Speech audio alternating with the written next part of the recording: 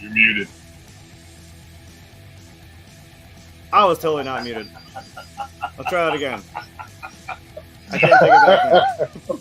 I'm going to get this one day, damn it. Oh, that was the best way to start. That was great. I love that. Oh, that was incredible. Cut the music. Screw it. We're doing it live. Hey, that's what you get with live. Anyway. What's up, horror fans and movie fans alike? Wherever you're at, wherever you're watching. That's my best Frank impression. Anyway, we're back here again. Monday Night Saw. You know what time it is. Now we're doing... Third and final. Yeah, the third and final Monday Night Saw. No, it was... Well, I can't say short, but it was short but sweet. We're on the tail end here with Saw 7 or Saw 3D because that's not confusing. Also Jigsaw and Spiral from the Book of Saw because that's also not confusing. But hey, that's this series. Right. And here to help me sort all this out is probably the best person I could ask to do this with. Straight from the Lone Star State, Saw's biggest fan, Tex. How are you doing this evening? Did I unmute you? I did. Oh, good. Got it. Actually, I had to unmute me, but yeah, no. If I could get a plaque saying I am Saw's biggest fan, that would just make my life. Just like from Lionsgate or somebody official, if I could get that, that'd be sweet. No, I'm doing well. If Tobin Bell presented it, I would. Ooh. I don't cry, but you would openly see me weep like a child. I would just tears of just Old Yeller style. But yeah, no, I'm recovering from a full day at the NASCAR races yesterday, but Monday Night Saw must be completed. So I'm struggling to talk. If you hear my voice go in and out, it's because I was screaming for 8 hours yesterday. But it is what it is. So it's all good. Don't worry. You know me. I work a haunt where I'm also talking all night and screaming at people. So this is about what you get with me. So I won't be singing any tones, but this is the one tone you get. So right. Anyway, let's take it on home, I guess. Like you said, NASCAR final lap. Yeah, we are in the sequels and spinoffs, and there's no real name for this set of films. Technically, Saw 3D should have been part of the Hoffman trilogy, but it breaks it up easier 3 at a time. So this is how we're doing it. But yeah, Saw 3D, Saw 7. It was, when you're 7 movies deep into a series, you have to start doing some gimmicks and making it new to keep people fresh and whatever. Even though 3D movies have never really been great, because maybe now they've kind of nailed the technology, but it's always looked really cheap in the past. But it is what it is. But Saw 3D came out in October of 2010. It was directed once again by Kevin Greutert. I've been watching these movies for 20 years and I still don't know how to say this man's name. I apologize. But he's actually directing Saw X, so we're gonna have to say his name one more time on October the 3rd. This film was made for $17 million, which most of these movies are made for about 10 to 11. But I guess you can add the other 5 to 6 million for 3D cost and cameras and whatever. And it pulled in a respectable number for a film like this in $136 million. So, this isn't some Avengers level money making, but hey, you know what? If I could make 136 million off of 17, I'd be a happy man. Our main cast here, realistically, there's only a few names that matter here. We've got Jigsaw, we've got Hoffman, Jill Tuck, and Dr. Gordon. That's really the main cast. The only other name that's even worth mentioning would be Bobby Dagan, because he's kind of an interesting character in this film. He is played by Sean Patrick Flannery. Yes. I've seen him in other stuff, but I can't place it. But he's really good in this movie. So all credit to him. But yeah, you want to run this bitch down? All right. So, as we obviously last saw, after trying to kill Mark Hoffman, Jill Tuck is now in protective custody. God, I can't read today. Can't read, can't direct a damn show. And to think I suggested, hey, I'll host Tuesday because Frank wasn't feeling so hot, but whatever. Right. Detective Matt Gibson agrees to take her into protective custody once she signs an affidavit, revealing that Mark Hoffman is in fact the new Jigsaw killer. And like he said, Bobby Dagan, played by the ever wonderful Sean Patrick Flannery. I love the Boondock Saints so much. That's where I've seen him from. I couldn't place him. I knew I had seen him. I'm like, where do I know this guy? I could just hit IMDb and it would tell me, but I didn't do that. Yep. It's like I'll get you. It's Boondock Saints. So yeah, he's one Daryl Dixon short in this movie. But Bobby Dagan, who is a self-proclaimed Jigsaw survivor, is put through his own series of tests where he's going to have to save his friends and his wife. This is why you don't lie, especially in Jigsaw's world. It will come back to bite you in the pecs. I don't know. We'll get there when we get. I'm trying to say bite you in the ass, but that didn't happen to him, unfortunately. So right, they got you got it on the other end. But this, if not for anything alone, this movie deserves so much credit for creating one of the coolest images in horror ever. And that is old man Jigsaw with his ball cap around, turned backwards, trying to be, "Hey, cool kids, I have deemed him Cool Guy Jigsaw." That's his official nickname that I have given him for these purposes. But say what you will about this movie, but forgiving the internet, that is used on so many things. It's even non-horror related stuff. You see that. But I'm kind of mad I didn't get that picture. Damn it! I got to find it now. Oh, it's so good. Keep going. He's got the fitting cap turned around. Yeah, I'll start breaking down while you Google it. Yeah, go ahead. I got to find that now. We open with a recap of the ending of Saw 1, all the way back in the start. We get to see Dr. Gordon again. We get to see Adam. We get to see how, we basically get what happens when Dr. Gordon crawls out of the room. We get to see, if you go back to, I believe it was in Saw 5, or I think it was Saw, it was either Saw 4 or Saw 5, but where Detective Strom is walking down the hallway of that building, and we see that streak in the floor that he's looking at, like he's pointing his flashlight at. We get to see how this gets here. And basically what this is when Dr. Gordon cut his foot off and he was going to crawl to get help, he left that snail trail of blood from, obviously, the now missing foot that, is not there anymore. Now, once that happens, we see the prosthetic here, I think, is really cool. We get Dr. Gordon. He crawls up. There's this steaming hot pipe on the wall. He takes his nub of a leg, rolls his pants up, and sticks that leg directly on the pipe to cauterize the wound. And it's kind of funny. It's kind of funny to watch Saw 1 carry Elwes and then Saw 3D carry Elwes, because obviously age and weight has happened since then. But they try to match him as close as possible. But it's kind of funny to look at him. He's more chunky in the face. He gets older. You gain weight. That's what happens. Yeah. But he sticks his leg on this pipe, and then we cut to the first ever. I'm curious, before we go into it, what were your thoughts about the opening trap for this movie? Obviously, this was very different from anything else we've seen. How did that trap affect? Like, what did you think about it? This is the one on public display, correct? Yes, this is the one where the two guys that are dating the same girl with the chainsaw.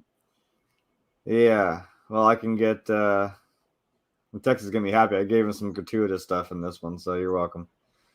There's at least two gratuitous. No, there's two gratuitous shots in this one, so I got you. Six and say you probably can't show the boob, unfortunately. But well, not the actual, but she's got a shirt on. Don't worry. Oh yeah, no. Even with the shirt on, it's a good visual, my friend. I mean, I don't know. I don't know. Gravity's doing its thing. I'll just say that. You ain't kidding, brother. You ain't kidding. Yeah. But yeah, basically what this trap is the two guys are dating the same girl, and this girl is horrible. I mean, just one of the worst, most entitled women you've ever seen in your life. And Yeah. it's so funny to watch her because basically what we have here is we have like a triangle chainsaw is kind of what I call it. Yeah. You have one guy on each side dressed it. I gotta know, did Hoffman dress these guys? He would have had to, right? Because they're one I and the don't know. same budget. There's like some nice Carhartt shit going on right there. I don't know what's going on with it. Like I got the other side too. I've got the other guy. Yeah. That's what I'm saying. Like, there's no way they're like, oh, we both would like unless you work together somewhere. Hoffman dressed them. Could you imagine Hoffinator, as James from Dead Meat likes to refer to it, dressing somebody? That seems to me so weird. But nevertheless, something, I guess. But I mean, to be fair, his clothes are a little too clean. I don't know if they were working, but yeah, I don't know. Well, that's what I'm saying. Hoffman would have had to address these things, which is so weird. But basically, what we've got here is two guys are dating the same girl. The girl is suspended on a creeper, for any mechanics know that's what you lay on to crawl under your car. You can lay flat on it. She's basically suspended in there, and we have this triangle chainsaw contraption. It's really, really cool looking. And it's up to the guys to decide who lives and who dies here. Because every time one pushes the other way, the chainsaw that's on top aims toward them as well. So as this trip goes along, we've got a crowd around us. This has to be some kind of like 4-inch glass that the president sits behind, because nobody can think to just pick up a rock or something. I don't know. Somebody has to have a bicycle or something you could throw at it. I don't know, but whatever. If anyone notices, there's obviously a crowd of people around this thing. I mean, this is out like right in the middle of not Times Square, but if you imagine, it's just sitting out there in the middle of this like city square block. Yeah, this is like in like a shopping center, or like this is obviously a well-populated area. Like that's what's insane. Did people just start noticing it? Did nobody call the cops and they try to shoot the glass out? I don't know. You really have to suspend disbelief on this trap, because this is why Saw works better underground and hidden. But it is kind of cool to see this trap. But like I said, we've got the triangle chainsaw going, and the girl that's above these two dudes has been playing both of them, using them both. These guys don't even know each other. They're not friends. They're nothing to each other at this point. And about halfway through, one of the guys starts to win, and she starts to cheer him on. And this is when the guys kind of get smart and be like, oh, this chick's just playing us. So the guy on the right with the longer hair, he's like, dude, she's playing us. Get it together. And they basically like decide her fate, pull the saws even in the middle. And of course, they've got 60 seconds to do this. It doesn't take long. And the good looking thing that's on top that was two-timing both of them, she gets sawed in half like this was Evil Dead 2. You're welcome. Oh, yeah. Look at that. You're welcome. Like, come on. Like, I had to like try to get that too. That was hard to get. Well, now here's the question. After this scene, when she's cut up, one of her boobs does pop out. Do you think that's a prosthesis that they made? Because I kind of think it is. It might have been. I mean, if you think about, she got cut. I mean, like we're saying, the guy with the long hair has the cheesy line of like, Dina, I think we're breaking up with you. And then they push the saws together. And they, it was the one into her. But then somehow, obviously, you got to have the gratuitous stuff, and it just kind of falls out. It may have cut the little harness she was on, because she kind of just hung down. Everything hung down. I don't know. Maybe. I do want to meet the prop. I do want to meet the prop designer that designed that to go perfectly in between her massive boobs. Like the way they cut that, it was so flattering. Right. It's just like right in center, guys. Right. They went completely like 80s gore, producer like, we got to show the boobs. We can't cover those, But no. So two-timing girl, she don't quite make it. It is what it is. So we're past this. Once again, get your shot glasses out, grab your favorite bottle of whatever you like, because, buddy, it's flashback time again. We've got it another one. Yeah. So we're recapping the end of Saw 6. So far, that's 2 shots if you're playing the flashback game, by the way. But this time, we don't, we quickly get how Hoffman got in the chair or whatever. But now we see once Hoffman breaks through the glass with the reverse bear trap, we see it from Jill's perspective. We get the other side of this thing. And once she sees Hoffman live, she's like, "Uh-oh, time to skedaddle on out of here." And she bookies. She just goes.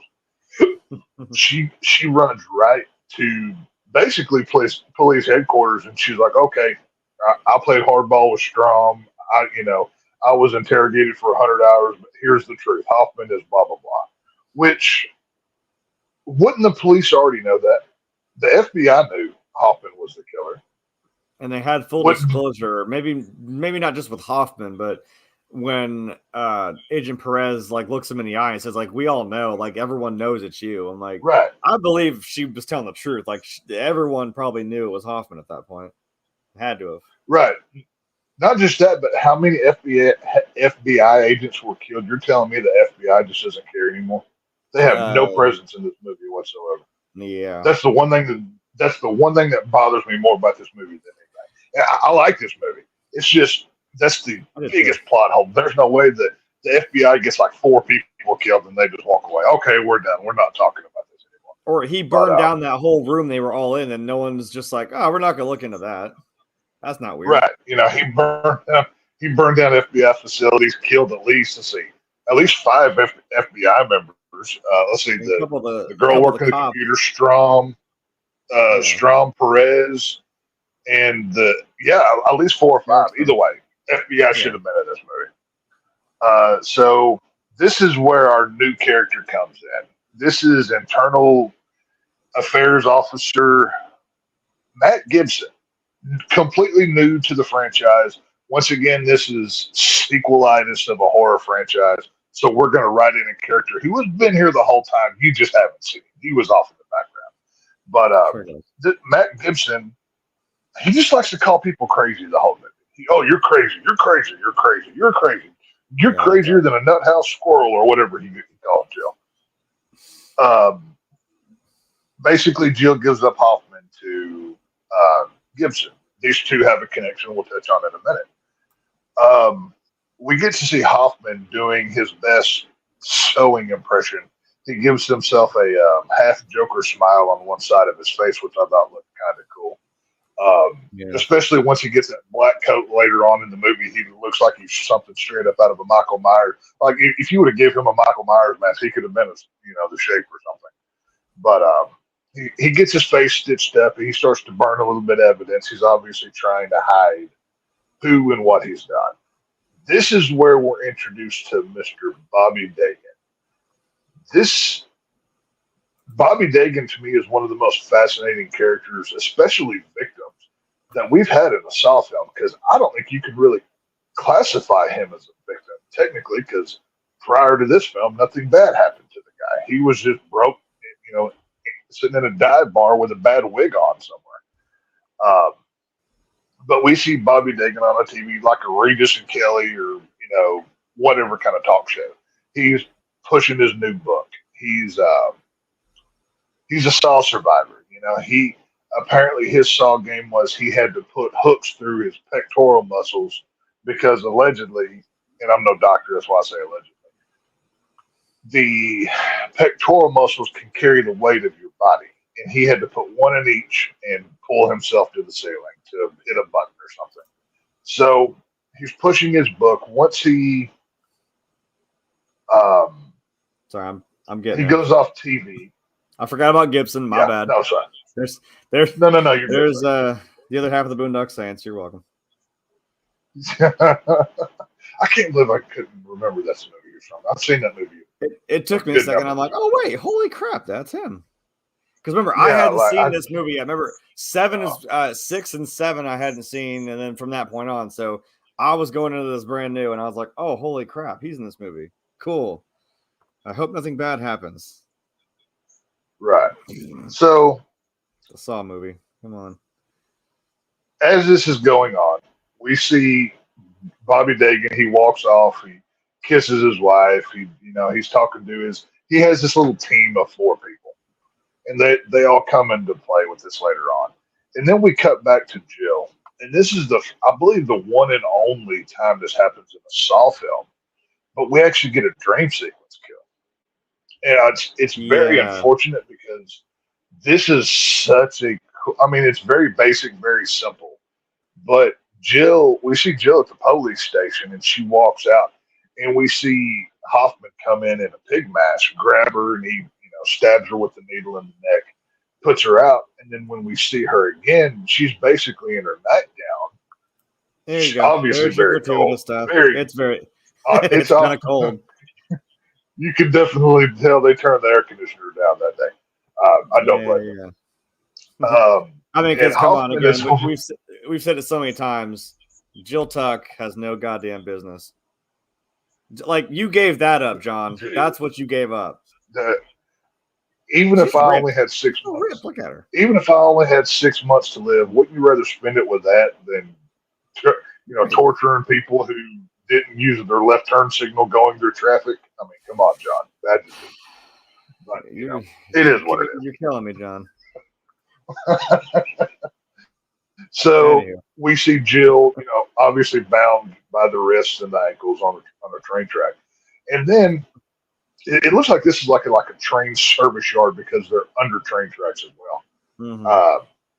We see Hoffman. He pushes this rail cart with this gigantic blade on it. It looks like it's out of like a video game or something. Like, I don't even know how to describe this thing, but it looked like one of those robots that they used to fight on TV with the robot battle bots or whatever it's called. It looked like a battle bot. Yeah. And basically, like, it runs through her. I mean, cuts her into like 4 pieces. She goes everywhere. But wait, Good. It didn't happen. Right. Once again, like I said, I think this is the only time, because I rewatched Saw 3D because I actually happen to like this movie. I rewatched it last night once I got home. I can't remember another time we've had a dream sequence in a film. We've had every other fake out. So yeah, we've never had a jump scare fake out like that. Which is weird. So after this happens, this is once again another first. We get a celebrity cameo. We cut back to the real world. We get maybe my favorite trap from this movie. We get I call it the car trap because that's realistically what it is. Basically, there's a group of neo-Nazis. One guy's glued to the seat. His girlfriend, yeah, and that's obviously Chester Bennington of Lincoln Park. That's R.I.P. the late and great Chester Bennington. May you rest in peace, sir. It was way too soon. Yeah, like I've discussed. I'm sorry. I've discussed this with Frank. I was like, he's talked about when his dad talked about like when Jim Morrison died, and then he couldn't understand when Frank. It's like when Kurt Cobain died. He's like, Dad, that's our Jim Morrison, and I'm like, I think Chester's like our Kurt. Like that's kind of what that is for like me, people my age.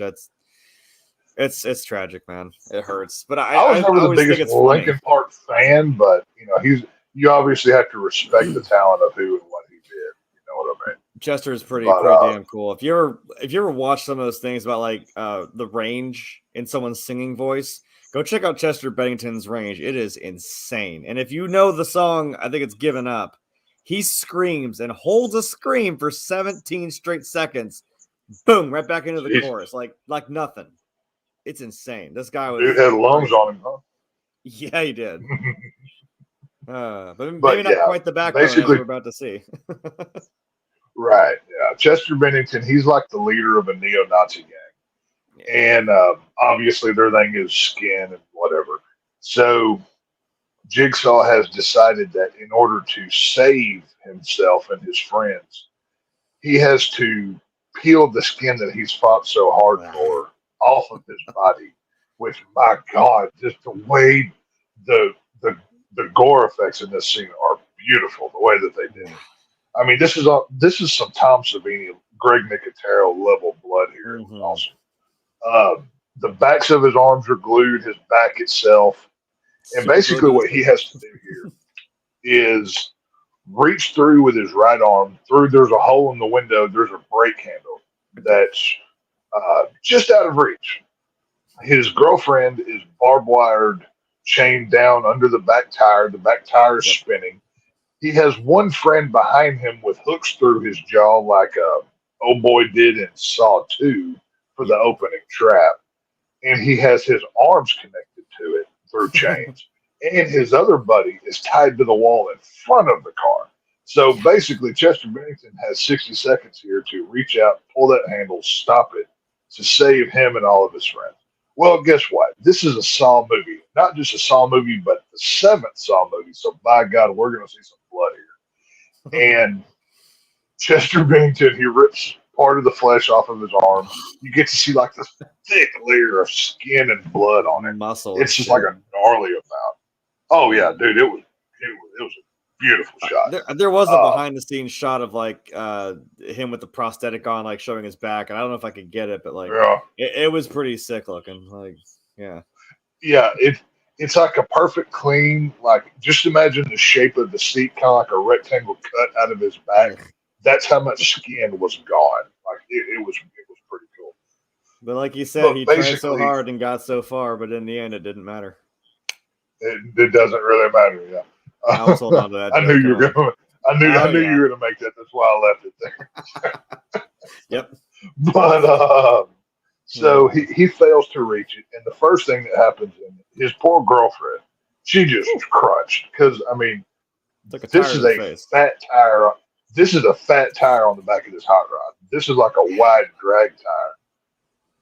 And she's gone. And then as soon as that tire hits the ground, it starts spinning. His buddy behind him gets his jaw ripped off and arms ripped off. I wonder if the producers of Walking Dead saw this and for Michonne. You know how Michonne used to have her walkers that she would carry with her? Or if the producers were fans of Walking Dead Michonne, and this is why they did this. Because it looks just like one of her walkers. It was in the comics, so maybe, I mean, they were like, hey, that's a cool idea. This guy. Right. If he dies, I wonder if there was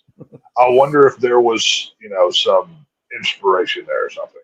But basically, the guy behind him gets his lower jaw ripped out, arms are gone. Yep. And the guy in front, he gets plowed through the wall. But the coolest part about this whole trip is this speeding car comes flying through, boom, hits, and you see Chester Bennington get his full back ripped off, go flying through the window, and land in the windshield of another car. And they make sure to linger on that back shot perfectly. It's just the way that it's queued up is just so good. It was a lot of fun to see. So that's what you get when you're good friends with like he was like friends with the producer or something. He like knew somebody who made the movie, and they were like, "Yeah, hey, want to be in it?" And he's like, "Yeah, sure, fuck it." I think he was friends with I think they said he was friends with Kevin Groder or somebody of the series. But once this happens, we go back to Jill Tuck, and Jill Tuck has been took to maybe the most safe house I think I've ever seen in horror. Like Hoffman knows where this thing is immediately. Like there's no looking for it. He just knows. And he sends a DVD basically saying that if you don't give me Jill Tuck, I'm going to kill all of you. And he ain't kidding when he says that. He's just as blatant as it can possibly get. So they're like, oh crap. Okay, well, we got to do something. So we've got Hoffman on another level in this movie. This is where the Bobby Dagan part of the film really starts to pick up. He goes, and this is one of my favorite scenes from this movie. This is the cameo portion. This is where we're going to get to see a lot of faces that we've seen before from other films. And Dagan, he has all his camera crew. He's obviously filming a documentary or a TV show or something. I don't know. And there's this survivors group, kind of like a survivors guild, kind of AA kind of meeting. I don't know, whatever you want to call it. We get Simone from Saw 5. 6. Was it 6? The one who cut her arm off. That was that was the pound of flesh. That was that 5 or 6. I can't remember now. Yeah, see, either way, it was one of those. Yeah. Well, that's what I'm saying. These things, Saw. They don't have Saw movies. They have a Saw TV show that they release in movie form is what they have. Yeah. Either way, Apparently. Simone, the black woman from the Pound of Flesh trap that cut her arm off. We get to see her. We get to see Malik from Saw 5, the guy that he was the crackhead from that burned the building down. There's a number of other notorious, previous Saw victims that happen to survive their trap. And then we get a real famous person that we haven't seen in a long time prior to this movie. We get Dr. Gordon doing a slow clap. This might be one of the most epic slow claps, most epic, maybe most menacing slow clap that I've ever seen. He says nothing. Reveal. He's just he just slow claps like he was he comes out of nowhere. And eat your heart out, Heath Ledger. Like you just sitting there and clap like a creep. Like, no, this dude is. I mean, Bobby Dagan put on this whole big show, and this dick right here just sits there and just like.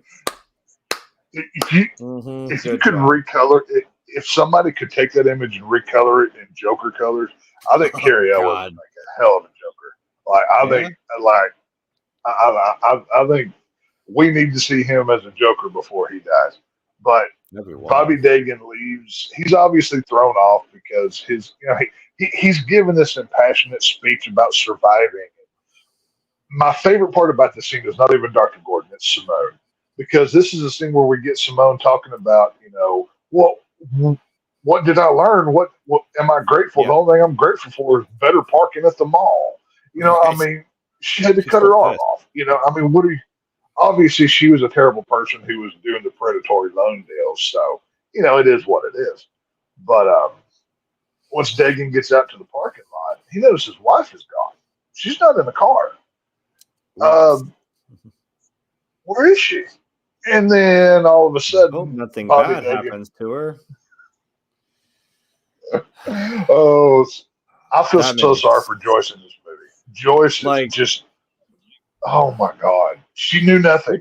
She knew nothing. I know. We talked about people that did not deserve to die in this series, and she was definitely one of them. She did nothing wrong. Yeah. What? This is, and obviously we'll get to it when it happens. Yeah, we spoiled it. There she is. Whenever I made my notes, I literally highlighted and wrote down poor Joyce, and I put that on my notes. I felt so bad at this one. Bobby Dagan, he wakes up in an adult-sized bird cage. I've never seen one of these things. I guess they had to make it for the film. I don't know. And basically, this is where he finds out, I'm getting called on the carpet for my shenanigans that I've been pulling.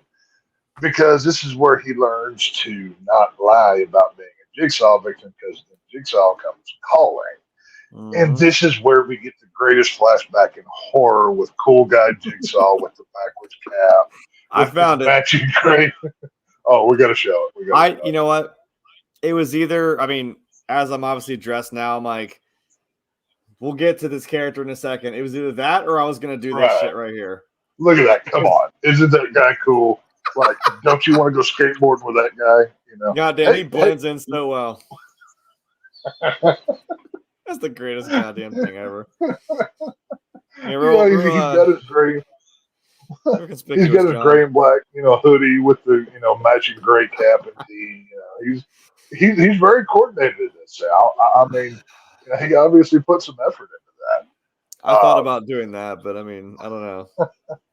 I was like, I'll dress up. This is our final one. Screw it. Oh, if I ever do a John Kramer cosplay, that's the one I'm going to do. I'm not going to do pig mask. I'm not going to do whatever. I'm going to do backwards hat turned around, hoodie, cool guy Jigsaw. It is cool guy Jigsaw might have to be my new Twitter handle name, because that's just a freaking awesome name, by the way. But this is where the game starts. Bobby Dagan, he's in his bird cage and it's laying on its side. And all of a sudden he just gets yoinked to the ceiling. And as soon as he gets, lateral, the bottom falls out. And he falls out. He manages to grab onto the bottom of it, because there's literally a pit of spikes below him laid on the floor. Like medieval times spikes that you would fight dragons with, kind of spikes. bungee sticks. These things are like huge, Bungee sticks. Yeah. and he manages to swing around it. Well, this is where another thing I do like about this movie, they hit you fast with the traps, especially for Bobby, because there's I so was gonna much say, I've story got that him. goes on. You I've go got him. Boom, boom, boom, boom. boom. I mean, I've got them all yeah. right there. They're gonna be quick. And obviously, we're going with the whole lying thing. So we're playing on the whole see no evil, speak no evil, hear no evil. The whole monkey kind of thing, whatever. Well, our first trap is speak no evil. I call it the Gone Fishing trap because Gone Fishing is one of my favorite movie titles of all time. But oh my God, does this one sucks. This one is Like I like, said, there's shit that will oh, make me cringe. I've watched something. Like I said, we just watched Jill Tuck get blown in 4 pieces sideways, mhm. which out of context, Right. never mind. But I was gonna say that's a different that's on a different website, brother. That's a whole nother thing. don't demonetize me. We're not even monetized in the first place. But Say, when do we yeah, get monetized? yeah, not for this. That's for damn sure. No, like we just saw her get like filleted into 4 different quarters. I mean, it was fake, but like we've seen 7 movies deep now where we've seen some crazy shit. This is something that Right. it's that weird, like I said, the unconventional shit that will make you just turn inside out because you can. I've never had to experience this, thankfully, and hopefully no one ever has. But you can imagine, like, this is Right. some god awful shit here, and I'll show the picture. Yeah. She's not at the dentist. She's not got floss in her mouth. I'll tell you that. Although the Yeah, dentist she's might feel like basically what's happened here is she's obviously straight jacketed and held down to the floor. She's got these pressurized, basically sharp pieces of metal sticking out surrounding her with like a neck brace on, holding her straight, holding her windpipe straight open. Yeah. And Hoffman Jigsaw has put a key down her throat and God, I'm gonna cough. Jesus. A fish hook on a string. Not a fishing line, but string, like thick, like shoestring kind of stuff. And we see an X-ray on the screen. See, my one question with this is, what happened if like she went to the bathroom and passed that key? Well, she's taking the string too. I mean, I don't know. It might. Right. I don't know. Maybe but if you pull the string forward, maybe it just still triggers the trap. I don't know. Because when we see the X-ray, we see the string and then the key is next to it. They're not connected. They're not on one another. But basically, what Bobby here has to do, oh my God, he has to pull the string, which is connected to I mean, not a small fish hook, but a big, like a deep sea fishing hook. Yeah. And obviously, she's his publicist, so this is the speak no evil. Yep. And every time he pulls, obviously, it's cutting her insides, so she's going to scream and make a noise. Well, there is a sound counter in this room and with a little light bar, and every time anytime anybody in that room makes a noise, those bars that are around her inch closer to her body to pierce her through the neck. And Bobby Dagan gives one big pull when she screams or going off. He has to shush her like she's a 3-year-old. And yeah, but you're getting a fish hook pulled up through your fucking insides. Oh, dude, yeah, that's gnarly. God damn. Oh, dude, yeah. Oh no, I'm not saying it's a day at the park or anything else. But I think that's truly the one I think that made me squirm a little bit. That was not okay. Jesus Christ. Yeah, I can remember people's reaction to this one. Like, ooh, people were cringing in their seats in the theater for this one. But basically, long story short, he fails. She screams. She gets punctured through the neck. And then he screams, "All you had to do was shut up!" Like very dramatic, and that's like, that was great. Like really, dude? Like really. You swallow a fish hook, you asshole. Right, like a little bit of killing pimps and drug dealers with your Irish brother. Like, shut up, man. Right. Damn it. So we've seen speak no evil. Now we're gonna see no evil. this is where, which technically I think the next trap should be see no evil, but they did it this way. I don't know. Yeah, that was weird. Yeah. The way they structured it. Basically, what we have here is like we have a big iron wheel. Like it's like half a wheel, and then there's like a flat area. There you go on the back. I'm glad I got a wide shot of this one because otherwise it was going to be really like confusing. So we got this that one. This trap to me feels like, hey, we have no money left in the budget. What can we throw together for another trap? This one feels so out of place to me. Like the rest of them seem very put together. Like this one takes things from previous song. I don't know. This one feels cheap. Uh, Basically, the woman in the backboard is Dagon's lawyer, and she's strapped to that wheel. And Bobby Dagan has to go to that other side there on the left and pick up to relieve pressure to relieve her. But as he does that, if you look in his midsection, there's these metal rod piece things that pierce his side. So he's not able to hold it because he's obviously getting punctured in the lungs or the whatever, spleen, whatever.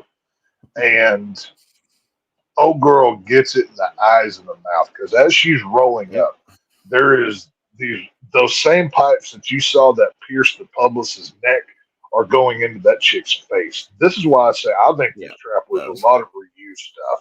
They look exactly the same. It's like they repurposed a lot for the budget. Like they didn't want to spend as much on this movie, which makes no sense because they spent $7 million more. But whatever, it is what it is. I don't know. Maybe he cut a bunch of pipe and he had extra, and he's like, screw it, I'll just use the same. I don't know. Right. I don't know. So, like, you really don't care. Like, I'm not spending much time talking about the publicist and lawyer because even the movie doesn't care about them. They just throw them to you. You see them one time before they start getting punished. They don't even give you a name for most of these people. Mm-hmm. Joyce is the only one, the wife, that you really feel anything bad for here. So, obviously, she dies because, once again, this is the 7th Saw film and we need more blood. So, we've spoke no evil, we've seen no evil. Now we need to hear no evil. This one is kind of odd. This, like I said, this should have been see instead of hear, but whatever. I'm actually kind of pissed. There was like next to nothing that I could find for this one. I don't have one at all. Really? I'm gonna look again, but like I found they were either like this big, or it was nothing. Realistically, I can describe what it is. Basically, what this trap is, there's a big hallway, and the floor is broken. The only floor that's there is the joints of the building holding it together. There's no baseboard. There's no plywood floor. There's just like 2x8s that are laid across the floor to walk on. And what Bobby Dagan has to do, his best friend is on the other side of the room, and he's got a noose around his neck, and he's blindfolded. He can't take the blindfold off. He has to get his friend to walk across the room to where the key is, just by telling him, go straight, turn left, turn right, do whatever. Well, he gets to the key, but time is running out. He doesn't have time to tell him how to get to it. So he tells him to just basically throw me the key. Well, when his friend throws the key, he drops it. Dude gets hung, suspended, goes taken off in there because, this is what this movie is. So Bobby Dagan has now lost. Bobby Dagan had 4 people. He had his wife, publicist, lawyer, and best friend. 3 of those are dead now. And as far as we know, the wife is chained in a room somewhere. We don't know where she is. So. Wait, hold on. Oh, we got one? I found one. I'm really upset that there was really only like one, man. That was kind of making me upset.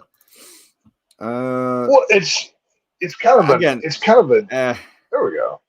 You can kind of tell what's going on. Well, that gives them an idea of what it is. You know what I mean?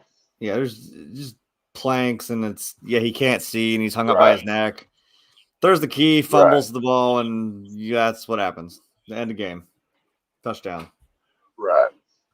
Well, after this happens, we get um, Hoffman is sending a video to Gibson, basically telling him to go where the crossroads meet, or some. I forget what the actual line is, but basically what he's referencing Something like that. is the crossroads is where it's a part in the town where Hoffman and Gibbs had their first encounter, and then we get to see kind of a flashback of basically there was a guy that was accosting Gibbs whenever he was a young officer, and Hoffman guns him down 3 times in the back. Got. You know, without, I mean, just full on police brutality, not giving a crap kind of style. Yeah, And you don't do that shit. If you didn't think Hoffman was a piece of shit, yeah, that'll do it. Jesus. Yeah, man.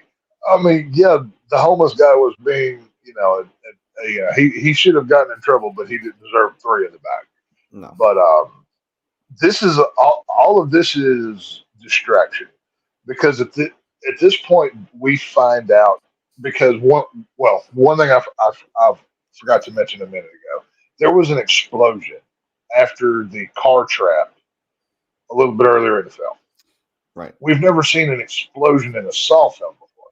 Saw 3D is it is tonally different on so many things, from Hoffman to motivations to events that happen. This is complete, because as far as they knew, this was the last one. So there was a big explosion earlier in the film. Well, we find out why that explosion happened. Basically, Hoffman had rigged up that explosion to happen. He switched out the guy that got his jaw ripped out, the Nazi guy. He switched out him for himself in the body bag, so Hoffman could sneak into the PV. Because now Gibbs and the police are on to Hoffman, because they found out where the game is taking place and the location and everything else. Well, once that happens, they're like, "Oh crap, Hoffman's in the jail, or Hoffman's in the police department." The call's coming from inside the house. The big house. As soon as they find out, Matt Gibson has served his use to us. He can RIP, because we see an automatic rifle come out like it's the end of Breaking Bad. Massacres Gibson and every other police officer in the room. Just got. We've got people going down left and right. So we've now got Hoffman coming out of a body bag like he's Michael Myers at the end of a Halloween. Shit was so goofy. This dude had like the look. I wish I had that look on his face where he's like, guy just stabs the fucking guy, opens the body bag. I was like, really? Okay. I can tell you Hoffman's favorite way to kill somebody is stabbing them slightly below the chin, because he does it like 4 times in this movie alone. Yeah.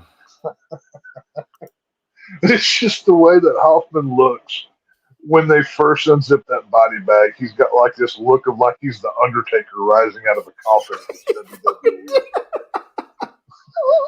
That's a good way to actually. That's a good comparison. I like that. He's got that same look on his face, like you expect him to say "rest in peace" and then tombstone somebody, but he stabs the corner below the chin, kills the other corner that was coming in, and just goes on a murdering spree. He does everything from snapping a lady's neck, just going off. He goes.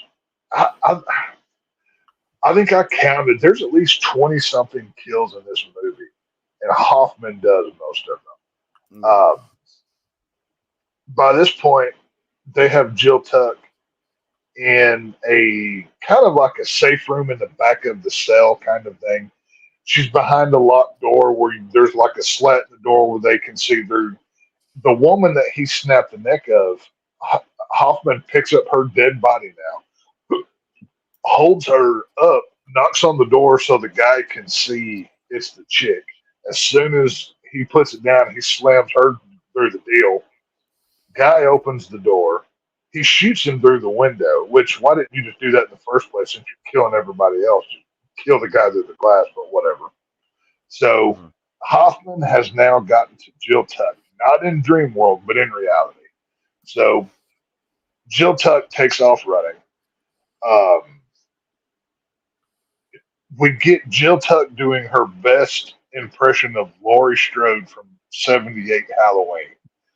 We get to see her pick up a sharp object and stab her marauder in the neck, aka Michael Myers. This is why I say Hoffman is doing his best Michael Myers impression. Um, I might have found that goofy ass face. Hold on. It's a shitty picture, but I may have found it. It's like, I hope so. like a screenshot of a so cool to see. screenshot of a screenshot, probably, but it's Who cares? damn it. I think I've got it. Just if anyone wants to know what kind of goofy ass look this dude gave him, there it is. Come on, there you go. Look at that! Look at that right there! Look at that! Tell me that's not an Undertaker of any era in the last 30 years, right there. I mean, you down to the black and everything. You wouldn't want to open a body bag and then see that looking at you like, damn it. Yeah, right. you're dead. Right. Well, it's just murder on the way that he's Hoffman stabs so proficiently too. He's like a ninja. He's dead silent. He doesn't make a noise. He's very Michael Myers like. He's not like or he's not a Jason or Leatherface style of killer. He's a Michael style, like old style Michael style of killer. Very cool. Nothing. Silent. I mean, yeah. Hoffman really doesn't say much in this movie besides the videos that he sends to the police. By the way, game on. So we're getting there. We get back to Bobby Dagan. Bobby Dagan's 3 out of his 4 people have been killed. Well, now Bobby Dagan sees video of his poor wife chained to the floor.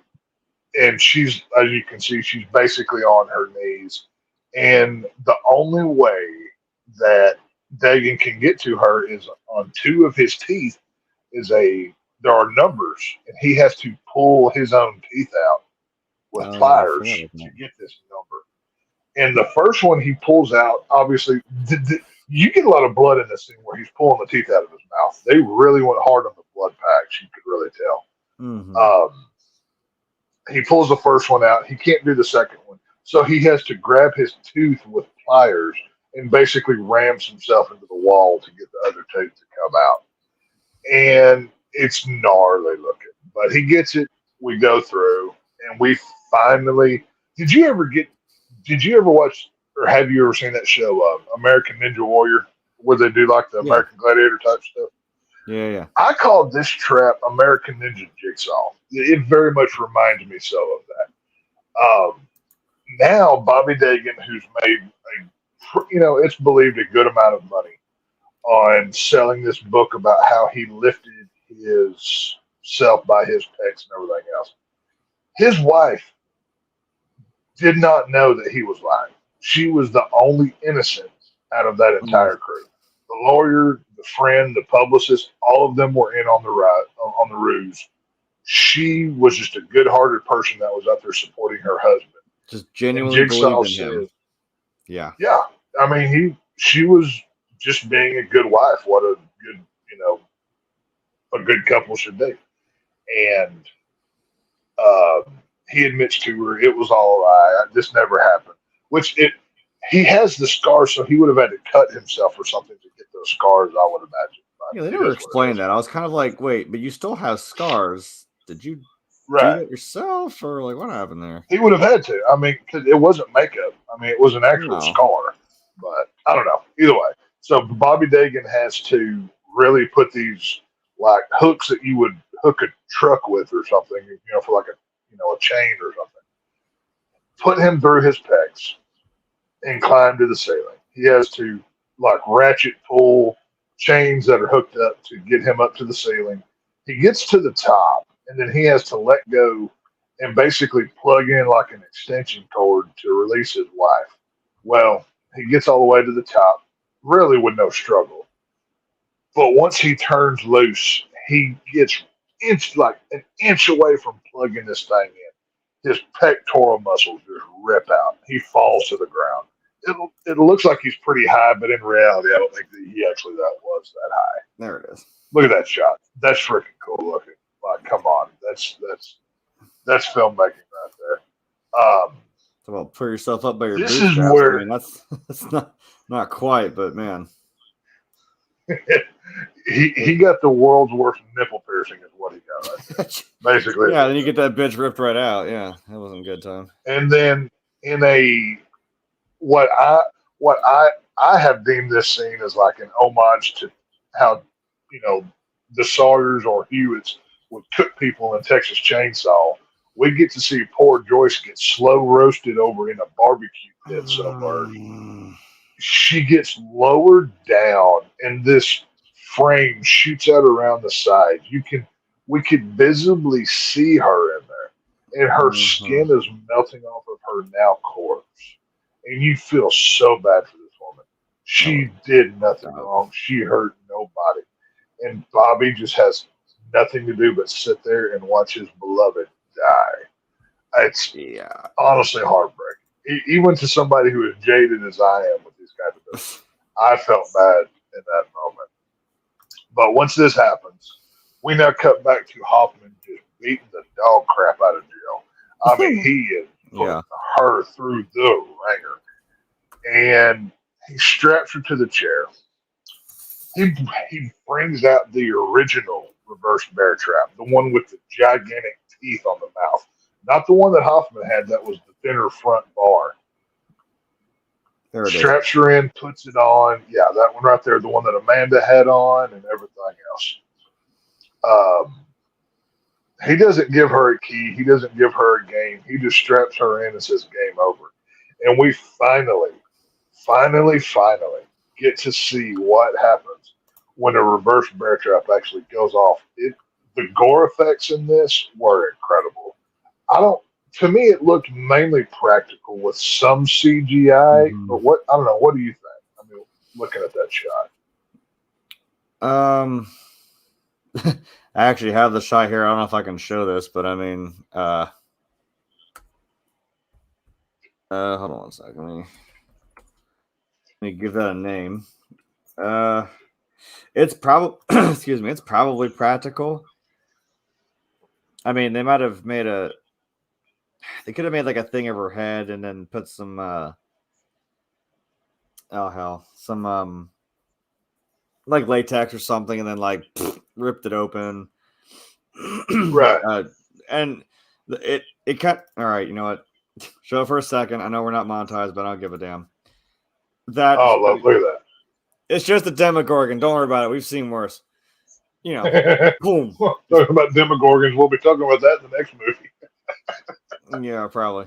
But yeah, that's what happened to the poor, gorgeous Jill Tuck. I mean, the most gorgeous lady is now looks like a just yeah. But that happened. So it's probably Tuck, a real like just pull it apart and a lot of blood. That's what I'm saying. It looks like it looks like a real latex prop that they kind of CGI'd up a little bit, kind of did whatever. That's kind of what I thought it was. So Hoffman thinks he's won. There's nobody left. The FBI is not involved, apparently. He's killed most of the police force of whatever town that he lives in, and nobody's really looking for him. So Hoffman is burning all of his evidence. You see him packing a bag with an ungodly amount of money in it. Then when we see 3 pig masks show up, we've never seen 3 people in pig masks before. He's kind of fighting 2 of them, and then the third one comes up and jabs a needle in his neck. And then that third guy takes his pig mask off, and it is dun dun dun. Carrie Owens himself, Dr. Gordon, comes out of nowhere and incapacitates Kaufman. Now, if you're wondering who the other 2 are, the other 2 are the guys from the opening chainsaw trap of this movie. Yeah. We're never shown that in the film, but if you listen to the director's commentary, he reveals that's who they were. Because we also got to see them in the survivors meeting earlier in the film. Yeah. So we can assume that's where Dr. Gordon had connected up with them or whatever. So, hey, kid, you want to make $10? Yeah, but pretty much, yeah. So this is it is where it is practical what's because I that? found it's a kind of a crappy picture as well, but I found this little behind the Oh, scenes. okay. Yeah. Obviously there's That looks cool. That there's Bill Tuck, but see, like yeah, when you look at that, like when you look at the practical shot and the one on the from the movie, you can tell they kind of enhanced it, like basically cleaned it up a little bit. But you can tell that was practical done to you might it. have had That's something cool. that could have like broken away. Like they got the obvious like Yeah, the initial rip, but then like yeah, yeah, there's kind of proof it was probably a dummy, and then they put the trap and then the head on it, and then there's your there's how you do it. right. So yeah, we've got Hoffman incapacitated. Oh, Dr. there's some Gordon has revealed coloring. himself. Then we get a flashback to Saw 5 when Jill went to the hospital and left that package in the door that we never got to see who or what she was giving to. And what this was a videotape of John's will for Dr. Gordon that basically says, if anything ever happens, work on my behalf and basically take care of Jill. So I don't know how Dr. Gordon found out that Jill Tuck had been killed by Hoffman, but it's a horror film. We don't have to worry about it too much. So we see Jigsaw once again. Flashback time. Take a shot. Uh, we see after Detective Gordon had burned his own leg. We see Jigsaw has him on a gurney. He's like fixing like a fake boot on. He's doing all of the stuff. And we go flashbacking through almost every other film, and we got to see Dr. Gordon's involvement from the the shot in Saw 2 where he sewed the key into the guy's eyeball where he's hobbling on camera.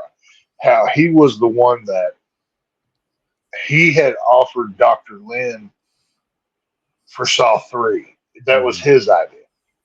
He was involved from the very beginning, but we just never knew it. When in reality, Cary Elwes wanted to be paid a bunch of money because Saw 1 had made so much money they didn't want to pay him, so that's why he never came back to this film.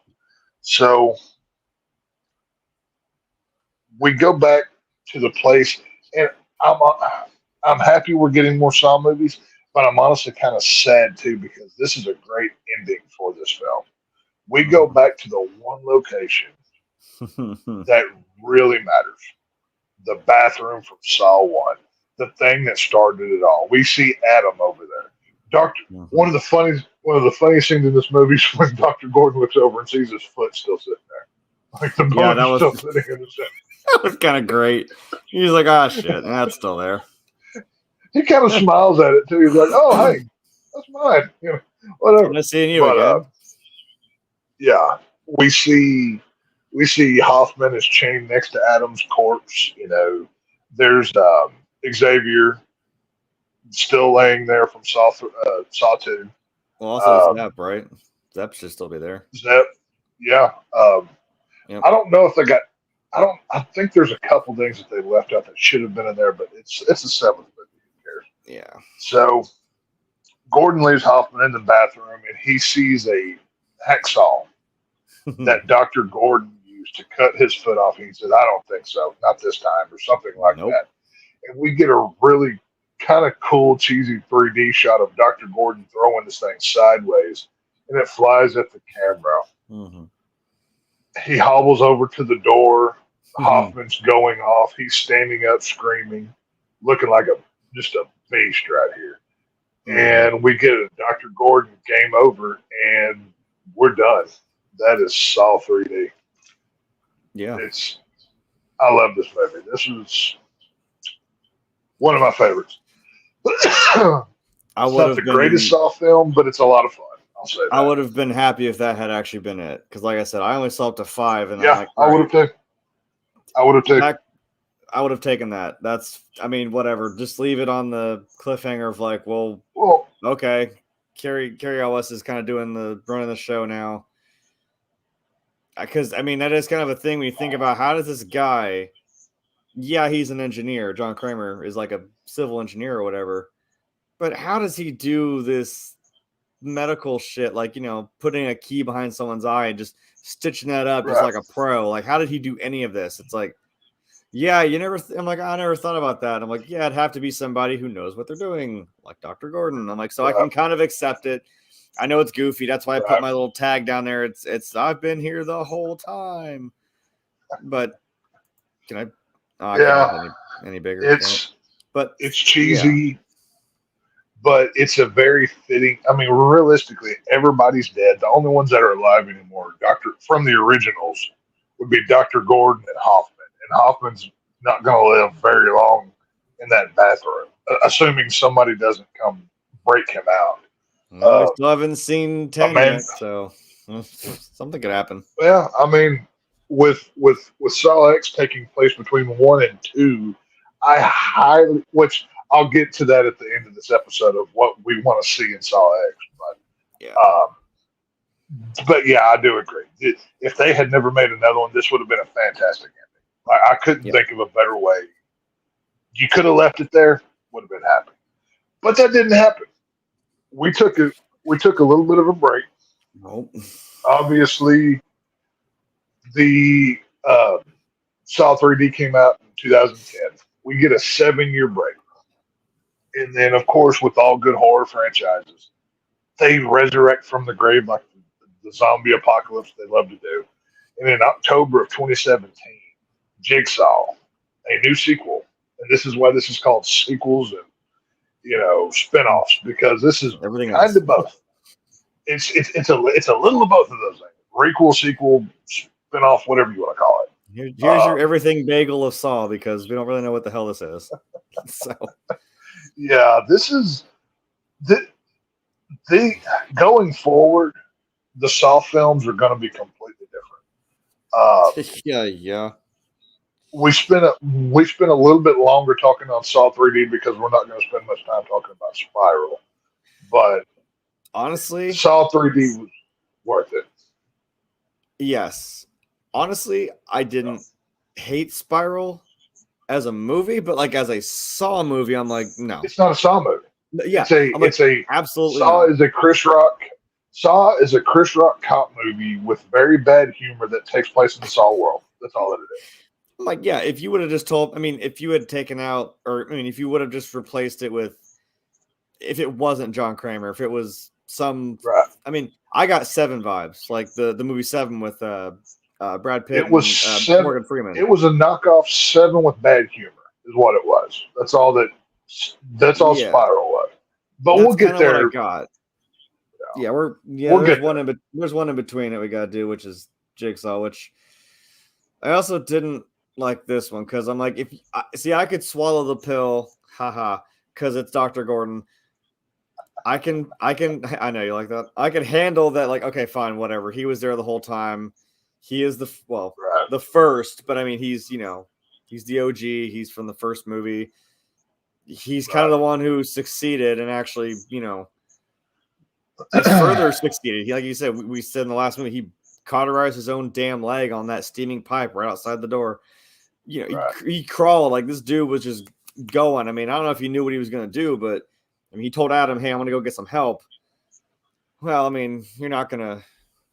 It's kind of like this is like falling into the mafia with John Kramer. You're kind of in this life now, and you don't have a choice. So, right, it is what it is, I guess. But we got this Jigsaw movie where you're going to try this trick again on me, and I'm like, no. I like this film. This film it did well financially. It came out in October 2017. It was directed by the Spearrig brothers, which I don't think I've ever seen any of their other films, and if I have, I didn't know that they directed it. It was made for $10 million and it made 104. So not quite as big of a box office as they had hoped for, but they only spent $10 million. The cast, obviously, we get Jigsaw.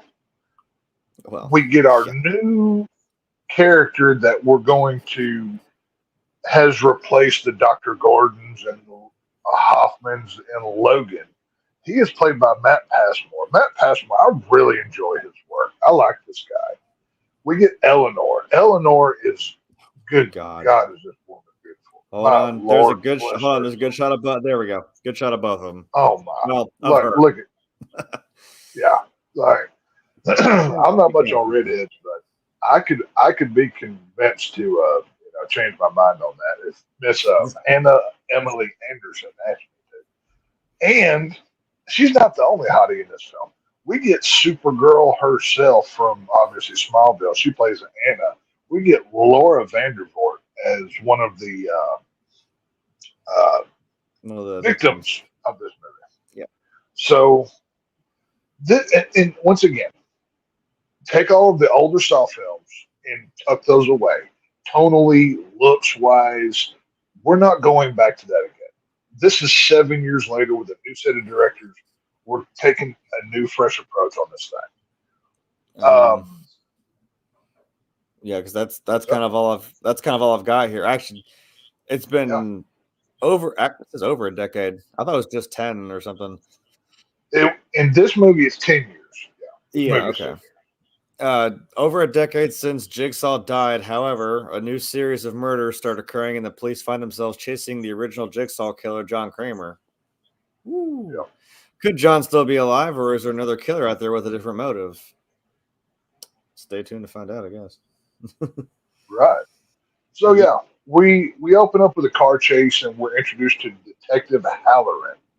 Is the officer's name that we see in this film. He's chasing Edgar. There we go. Edgar Halloran is the older white gentleman on the right there with the, comb slick back hairdo there. They're both dripped out. I'm not gonna lie. They got the look going on. I like it. Yeah, the cops are pretty good in this movie. The other officer there, Detective Hunt, he's a internal affairs officer, is who he is. Mm-hmm. But Halloran, he's chasing a criminal named Edgar. Edgar's running up to the roof. He has a trigger button in his hand, not like a gun trigger, but like a remote clicker kind of thing. And he says, "I have to push this button."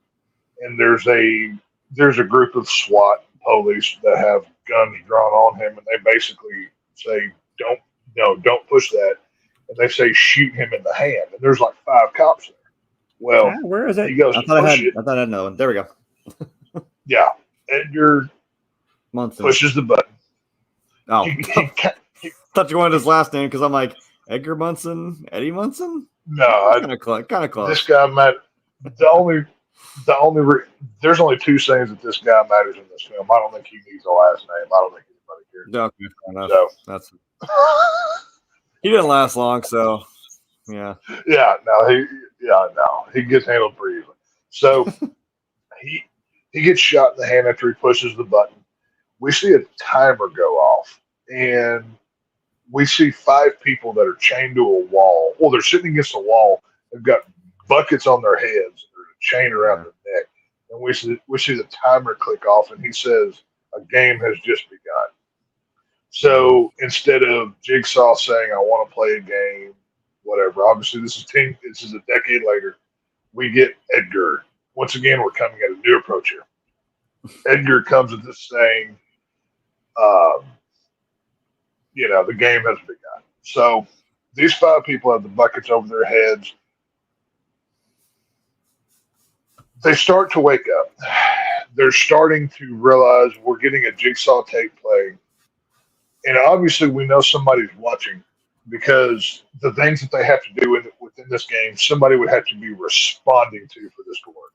So basically, to get those buckets off of their heads, they all have to confess something that they've done. The main point of this film is confessing on everything. I don't know why the Spirit Brothers really were big on confessing, but they had a bone for it that day, I guess. So they all confess except for the guy on the far right. He's still knocked out. Maybe he got too much medicine, whatever. But on the other side of that room, there are skill saw blades sticking out of the wall, and they are being drug into it.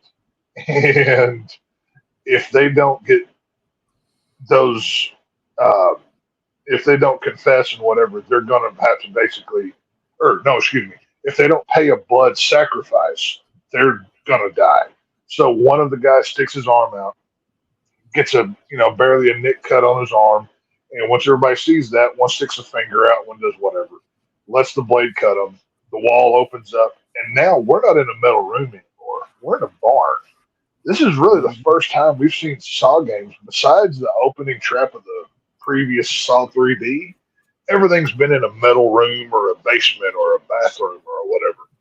This one, I really like it because it's different. Like I said, tonally, but it kind of works. I mean, we're on a pig farm, is what we're on. But there's still pig stuff going on in this movie. Yeah, that's right. Still fair. So, like I said, 4 of those people made it. 5 was not so lucky. The next scene that we get, we see that guy hanging from a bridge and looks like in Central Park somewhere or whatever. Yeah. Police show up. They find a USB in the guy's neck where the jigsaw piece was cut out. And literally carved onto the side of the USB, it says, and then there were 4. So we know there's more victims to come here. Eleanor, Logan, they're basically they work for the police force. They're pretty much coroners. They're kind of doing their thing. So, hang on a minute. Okay. Okay.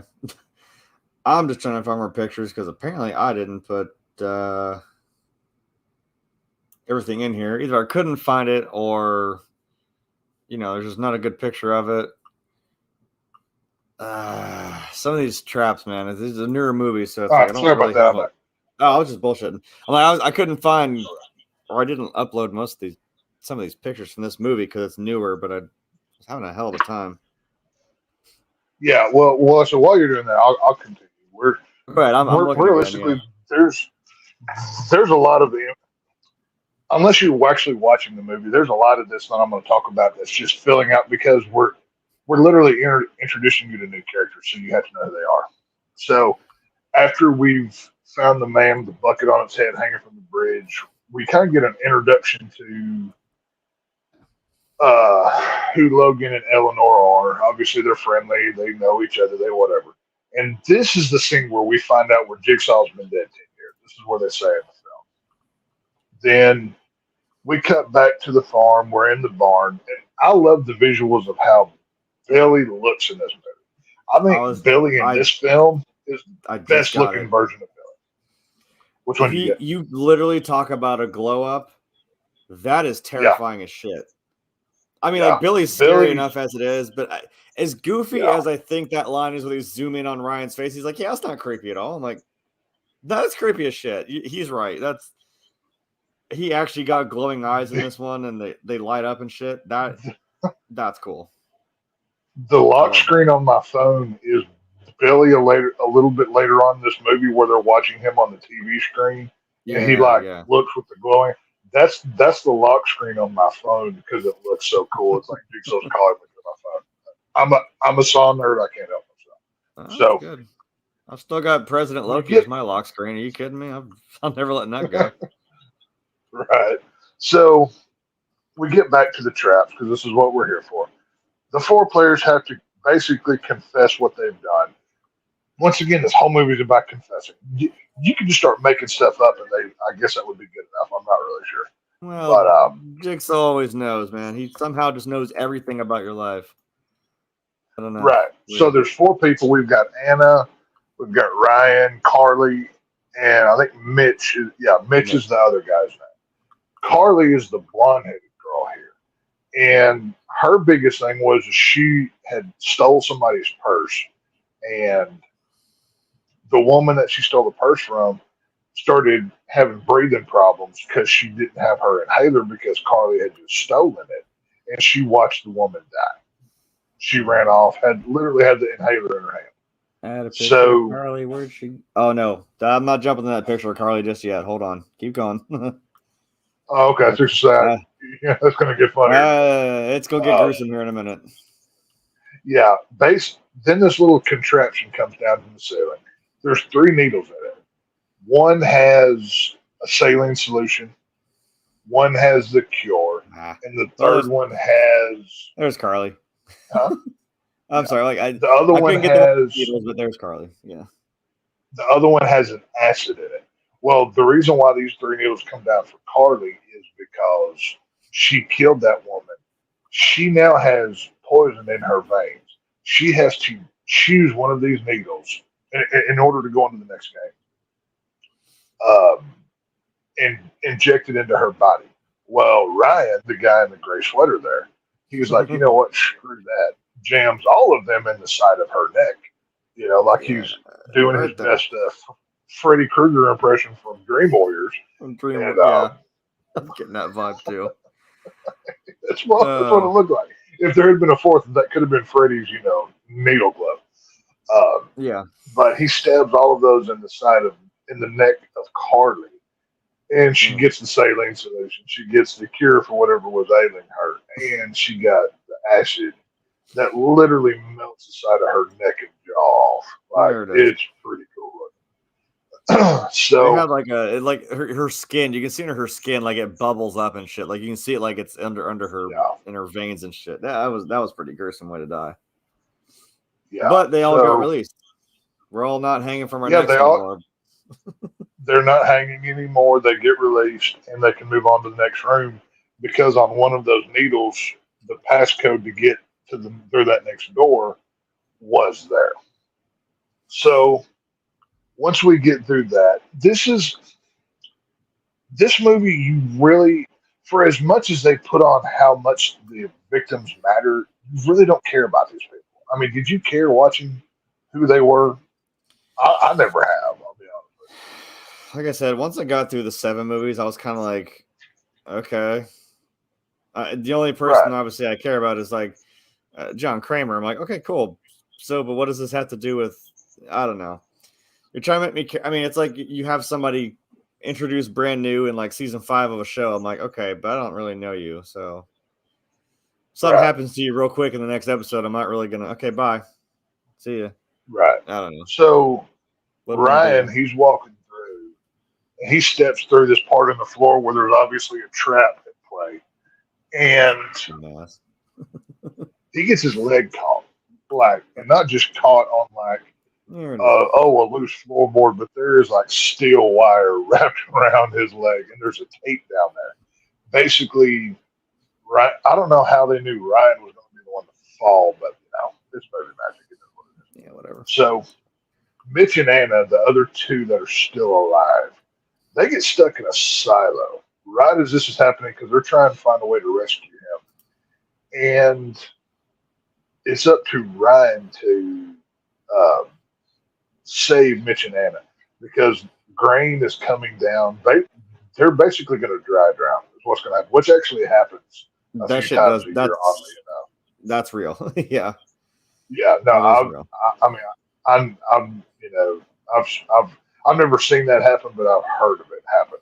So basically, the only way to save Mitch and Anna is for Ryan to basically give up his leg. He has to, make the sacrifice to save them, which he obviously does. He cuts the leg off and saves them.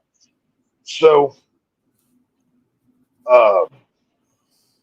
at this point, this is where we kind of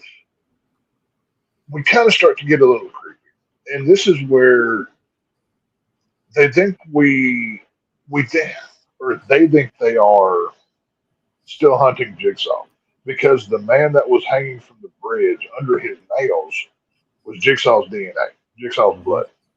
Yep. Which would lead to, Jigsaw's still alive, even though we all watched Saw 3. We saw Jigsaw get cut open like a Thanksgiving turkey, and we saw Saw 4 when we saw him dissected like he was a high school anatomy project. Yeah, like a shitty school project. Yeah, that. Christ.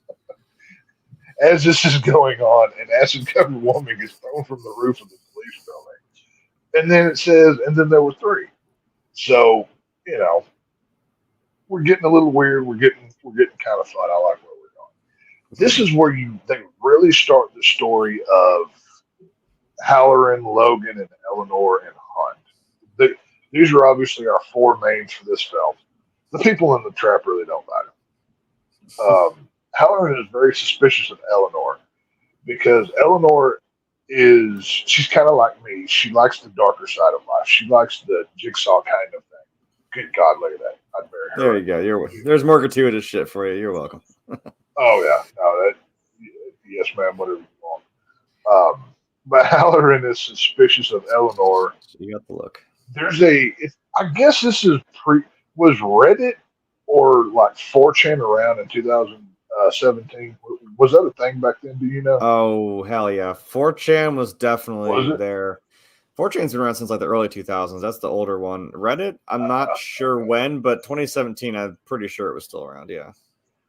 Because I kind of imagine pretty much Eleanor was going to, it was a website called Jigsaw's Rules or Jigsaw Rules, however you want to say. Yeah. And basically it was a website where you could like buy the designs of his traps and they would talk about Jigsaw on there.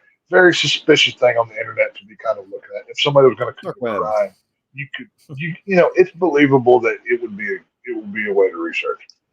And this is where we find that Logan is not a fan of Halloran. He hates this guy. He hates this guy to the very core. And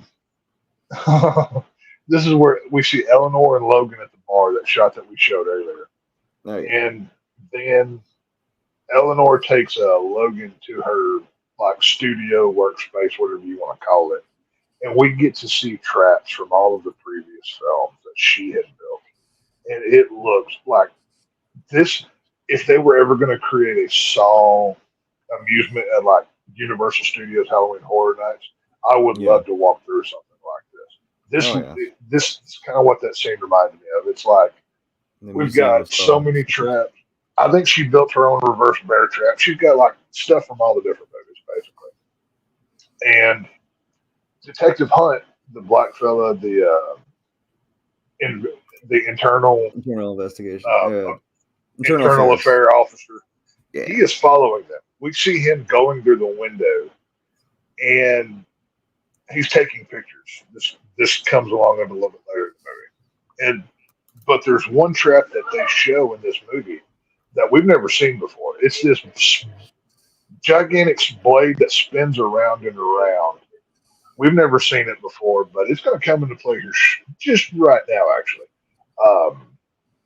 Mitch, the guy that Anna was trapped into this silo with, it turns out the crime that he committed was he sold a motorcycle that he knew was faulty to Jigsaw's nephew. Knew the brakes didn't work, and it caused his nephew to get hit by a garbage truck, basically. So, in order for him to pay his crime to Jigsaw, he has to be lowered, because by this point he's been suspended from the ceiling. He gets lowered into this trap.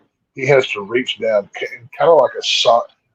I'll take this as a Easter egg for Saw 3D, but he has to get lowered down and he has to reach the brake handle, kind of like Chester Bennington had to reach the brake handle on that car. I think that was kind of what they were pointing a hint to. But obviously, this is a Saw movie, and we need blood victims, so he gets sliced and diced like he's a potato about to get fried. So, yeah.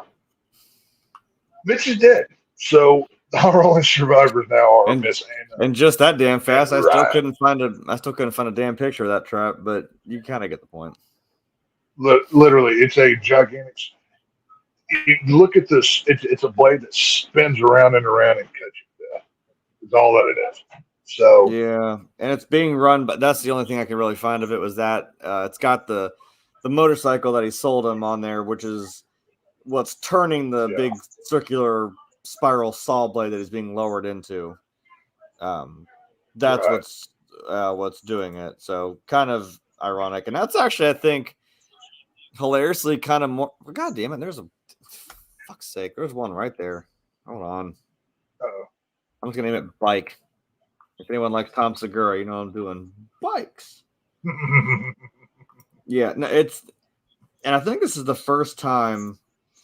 It's like this is I know we haven't revealed the big twist yet, but it's like No, yeah, we're not there yet. This is the first time that this is like, there it is. Like the brake handle's down there, and that big red thing is a big saw blade basically, and it's being spun by the bike. He's lowered into, and he gets filleted to shit. But this is the first time we've seen something that's like like this is family to Jigsaw. This is his nephew that got killed. So this isn't just people he stalks on the streets, and like Hoffman, he was just happened to be in his elevator for some damn reason. Like, this is pretty personal to him. So yeah. So it was very fitting that the motor of that bike is actually powering that trap as well. I thought that was pretty cool. But once Mitch is gone, he's turned into a Pringle potato chip. Like those little spiral ones you get at the fair. Yeah, think of it like that. Those little endless, like, you know what I mean? You know what I'm talking about. Those potato things. Yeah. Right. We get Edgar. We cut back to him. He's in a coma in the hospital after getting shot alone on the roof of that building at the beginning of the film. And we see somebody put something in his, like, IV bag, his drip bag. It's like a cloudy substance. We don't know what it is. But he then gets kidnapped and put in Jigsaw's coffin, John Kramer's coffin, with his throat cut, with the jigsaw piece cut out of it. So obviously, somebody wants everybody to think that that guy that was literally filleted on the coroner's table is somehow alive. This is what we're playing under. This is 10 years after Jigsaw's alleged death. So this is a long time out. I was gonna say, and Sorry, somehow I got people. I was like, we somehow got his own DNA under a body we just found in the park like 2 days ago. So this is like, what the hell is going on? Obviously, Detective Hunt was spying on Eleanor in her little studio apartment thing with Logan, and cops bust in on Eleanor's studio. They see all the traps. They're obviously like, what's going on here? This is blah, blah, blah, right? Then they open the closet and they see a guy that looks just like Mitch. How did Mitch get into that closet? You know, he's got the bloody sign on him, and it says, and then there were two. So, somehow, I mean, we've seen Amanda, you know, be a Jigsaw disciple. We've seen all kinds of things. Is it possible that Eleanor, who's a super fan of Jigsaw herself, is she one as well? And this is where things really start to get interesting. And this is where Jigsaw succeeds but Spiral fails, because Saw has always had like a 35% police drama kind of thing to it, but it's never overly done. This film gets that right, because this is where Logan and Detective Hunt, the IA agent, this is where Logan is basically saying we can't trust Halloran.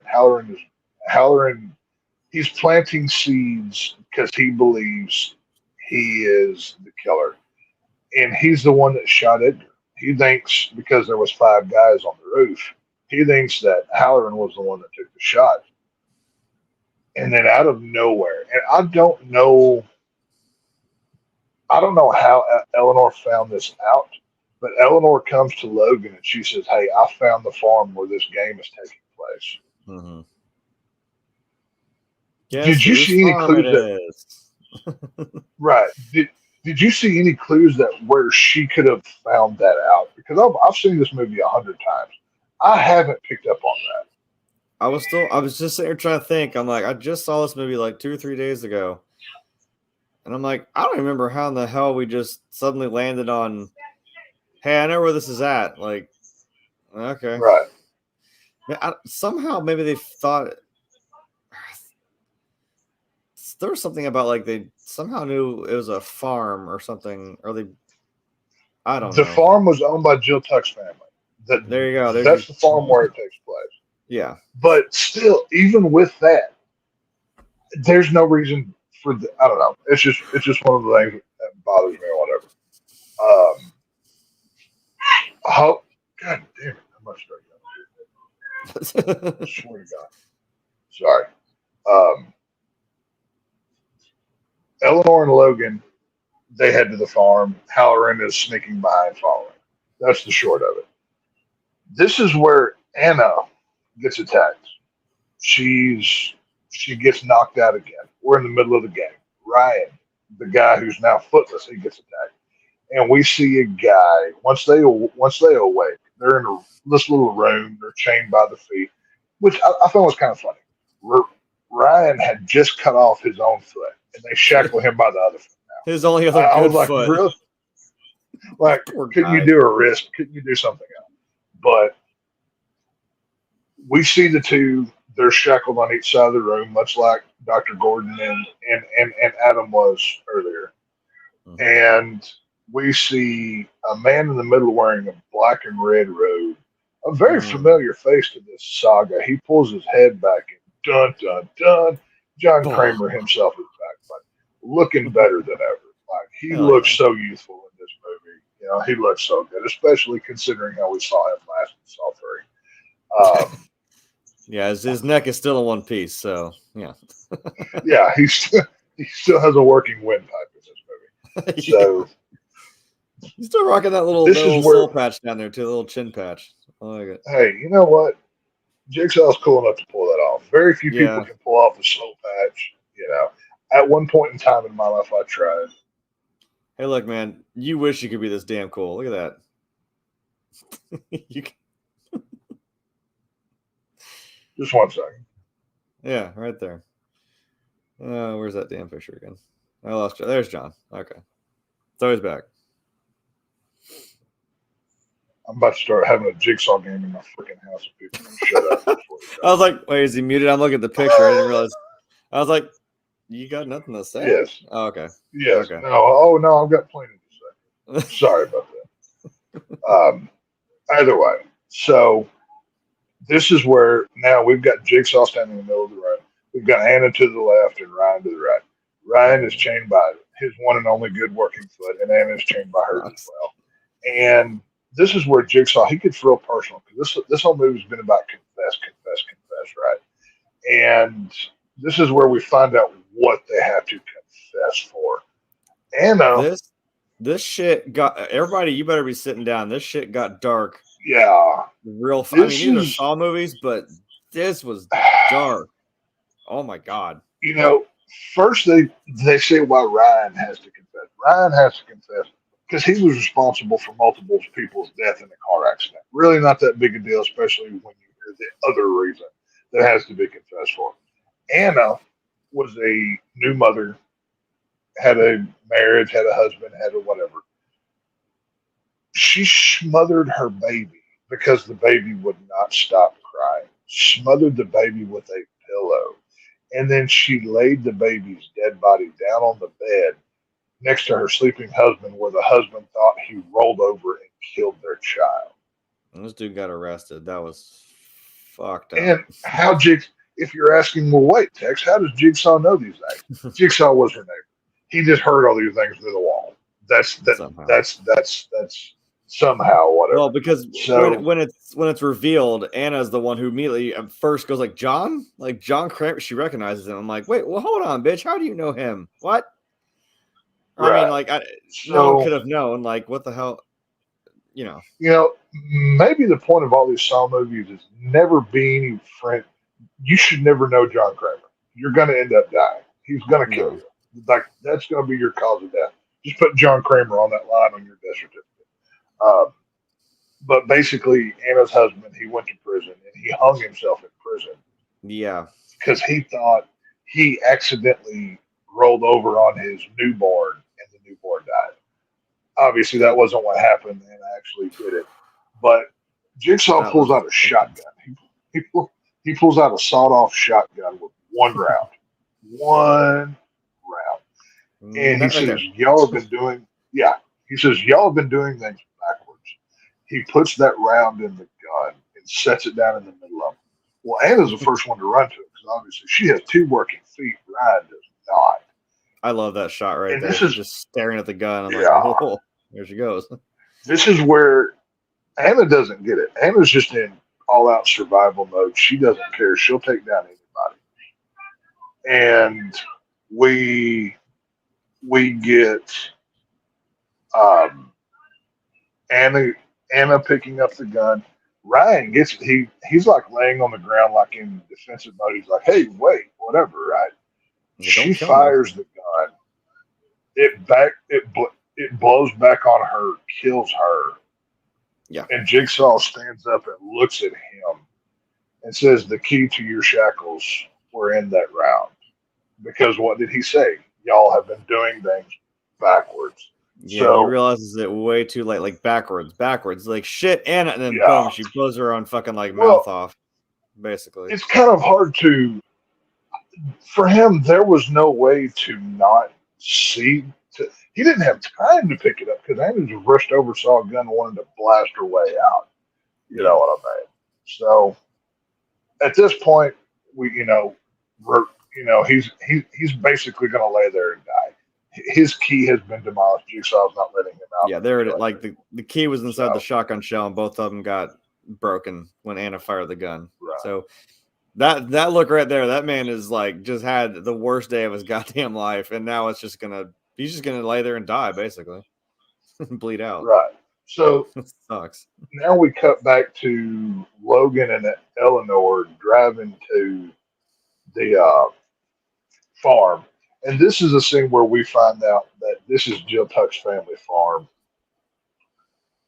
And then Detective Hunt gives Halloran a call. Basically, where are you? What's going on? Blah, blah, blah. Hunt is at Halloran's house, and he finds frozen pieces of flesh, the jigsaw pieces from the 4 people that we've seen die so far, in his freezer. So obviously, all signs are pointing towards Halloran being our jigsaw victim. But if you're 8 movies with us deep so far, you obviously know that's not the case. So this is a setup job. So this is obvious. We can rule out Halloran. You can cross him off of your bingo card. He did not do this. He has been set up though. So this is where it gets interesting. This is where the Saw music's not playing yet, but we're getting close. Eleanor and Logan, they arrive in the scene of the first trap where the skill saw blades were spinning on the wall. They're starting to see all the things that we've seen so far in this film. Halloran pops up out of nowhere. Yeah, that shot right there. Yeah, I use that for Logan because I really have a good picture of him, but that's later. Yeah, knowing what we know, or if you've seen this, knowing what you know after that, it's kind of shocking to see Logan looking at that because if you know what he knows, right? Like that's and I'm not going to spoil it yet because we're not there. But Halloran pops up, attacks Logan, and then out of nowhere, Halloran and Logan end up in these collars. They're these very, one problem this movie has is technology. And obviously, I know this movie was made in 2017, and this is supposed to take place prior to the Saw movies. But all of the other Saw films look like they're from like the mid-90s, from the vehicles to the cell phones to the whatever. They got that grungy, old school feel. Yeah. Right. If they were going to, obviously knowing what we need to do now, if they were going to do what they did, they really should have dialed back the technology. But I guess you could say the thing about Star Wars, how the prequel had way better technology than the original trilogy did. Whatever. It's movie magic. You just have to believe it. It is what it is. But Halloran and Logan are basically tied to the wall, and there's this, it looks like a Family Feud button in the middle of them. Oh, yeah. There's arrows. There's arrows on each side. And once again, this is a game of confess. And these are your final 2 here, as far as we know. So Halloran walks up. You think he's going to be the first one to confess. Well, he walks up and he presses Logan's button. Like So a dick. Logan now, yeah, Halloran is just a dirtbag. You don't like this guy in this movie. Now Logan has to confess something, and this is where it gets interesting. This is where we find out that Logan was the X-ray tech that switched the names on the X-rays from John Kramer back in Saw 1, and the reason why he could not get treatment. It wasn't Zep. It wasn't Dr. Gordon that misread. It wasn't any of those other people. If Logan had not done what he did, this would have never happened. It's, which I got to commend the writers for this film because they found a way to tie this back to the original film from something that's in the original film that nobody ever touched on. What do you think about that? That's one thing that I was kind of like, okay. I could, because, well, yeah, finding out, like, let me get off Halloran's face, because I'm trying to find, post Halloran's face here. we talked about Demogorgons, and I'm going to try and bring that back if I can. Oh, we're going to get Demogorgons in a minute, buddy. Yeah. It's like finding out that you have, cancer. It's not just a one person deal. Like, there's, the X-ray techs. There's, people who are, there was Dr. Gordon, of course. That's his primary care physician. We even saw in the one that's been dubbed by Dead Meat as the healthcare one. Like, obviously, there's the insurance people. There's the insurance people. There's, there's a whole facet of people in this plot line of him finding out he has cancer. So I'm like, yeah, he could have been the other guy, not just Zep, like he was the hospital orderly, whatever, who was just there, who just liked John for some reason. But someone who had, it just seems kind of weird that he just conveniently only had two up at that, during that hour of the day and was like, here, this one. I'm like, okay, it seems a little convenient, but inconvenient that, the one that had the tumor that was someone else, he labeled as someone else instead of John, and then he didn't catch it in time. And well, we know what happens. John gets cancer and he, doesn't kill people. What the fuck ever. But yeah. I'm so sick of that shit. I don't kill people. Shut up, man. I thought it was very clever to find a way to tie back to, and I'll explain in a minute why Logan wasn't there, even though we know why, because he wasn't cast for the role yet. But after Logan admits this, he basically gets his head cut into shambles, and we see blood pour out of the sides of his head, and he falls down dead. This flips Halloran out. He's, oh my God. So he starts admitting to everything from, I cheated on my wife to blah, blah, blah, whatever. I'm a dirty cop. I planted evidence. Blah. Everyone's, what do you say? Innocent people die because of me. He just screams it all out. Yeah, innocent people died because of me. Yeah. And this is when we get our, once again, very reminiscent of the original Saw. Logan stands up. It's not as impactful as the original Saw, but it's in the vein of Logan stands up and reveals basically he is the new Jigsaw. And the reason why Logan hates Halloran so much is because Edgar, the man that we saw in the beginning of the film that pushed the button, that was in John Kramer's casket, that got shot and his throat cut, he was a confidential informant for Halloran that led to Logan's wife being killed. So very Punisher-like kind of things for Logan in his way of operating here. So Halloran was responsible for Logan's wife dying. That's why he hates the man so bad. Okay, there's your motivation, I guess. Yeah, I mean, that's all. I mean, what more do you really need? And he basically reveals that he will carry on John's legacy. So he's given the same speech that Amanda gave to Detective Carey, that Hoffman had given. This is his turn to give that speech. He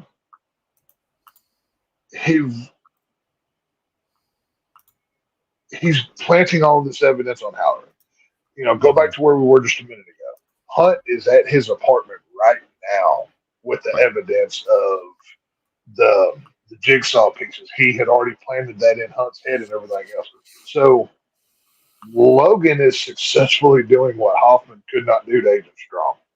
Did you realize that? What now? I'm so pissed I off. said, I had to get a picture of this damn Demogorgon head with like a big. It's from. Oh yeah, where it's all frayed open from the top view. Yeah, no, it's pretty. Well, I had to get it from Basically, movie clips, and there's a big thing in the like watermark in the corner, but it's worth it. Just fucking hear me no, out. what I was saying was what Logan does to Halloran is what Hoffman tried to do to Strong by taking all of his doings and putting it on Strong, because all of the people, and I guess I'll go ahead and reveal it now. The game that we saw with Anna and Ryan and Mitch, that's the original Saw game.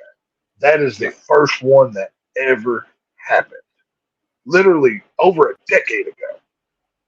The people that we've been seeing, the man that was hanging from the bridge, the blonde with the acid in the face that got threw off the police side, all of these bodies that we found are people that have been attached to Halloran, either confidential informants or people that he has a past and a history with. So what Logan is successfully doing here is setting up Halloran to take the fall. And then once he does that, Logan pushes the button, and then the laser collar actually goes off on Halloran. And I know you have this picture because I just saw it, where Halloran is standing there and that laser shoots up and cuts his head. Okay. Yeah, Halloran. There's I actually found a weird. I found a weird. There's the start of it.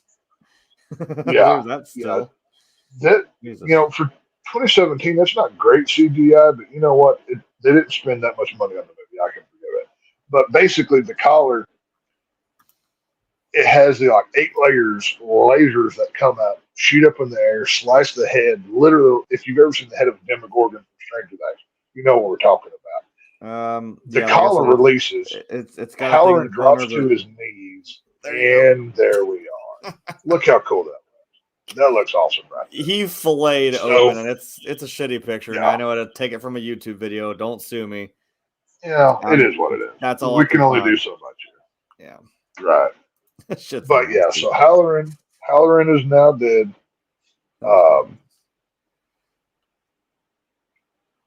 Halloran's dead. Logan is the new king of Saw. Like I said, we get flashbacks to. And see, this I found kind of cheesy. This kind of bothered me a little bit. Where we see Hoffman and Logan working together to build the original reverse bear trap, the one with the gigantic teeth that was just on Jill Tuck's head. We find out he actually helped weld and construct all that together. Sure he was actually there for that. And the reason why Logan is even involved in all this, in the original Saw game over a decade ago, you remember that fifth guy who was asleep that got drug into the wall and cut up? That was Logan. That was Logan. He never had a chance to play a Saw game. So once the game had started, Jigsaw sees this. Jigsaw basically pops open the wall, comes through, and he sees the guy laying there. He takes the helmet off, and at this point, he becomes a willing participant in Jigsaw's game going forward. Now, the in-canon reason why you've never seen him in any other film before, he was in the Iraq War. That's what they say in the film. He was overseas, so he was in Fallujah. He was overseas in war. That's why he was actually never, he was tortured. He was never in it. So it makes sense. It fits. The time period, everything, whatever.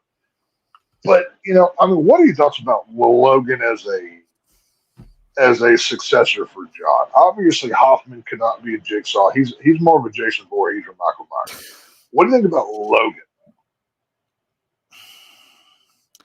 He seems to be, like you said, he actually kind of succeeded and was a little more calculated about it. And being that, Yeah.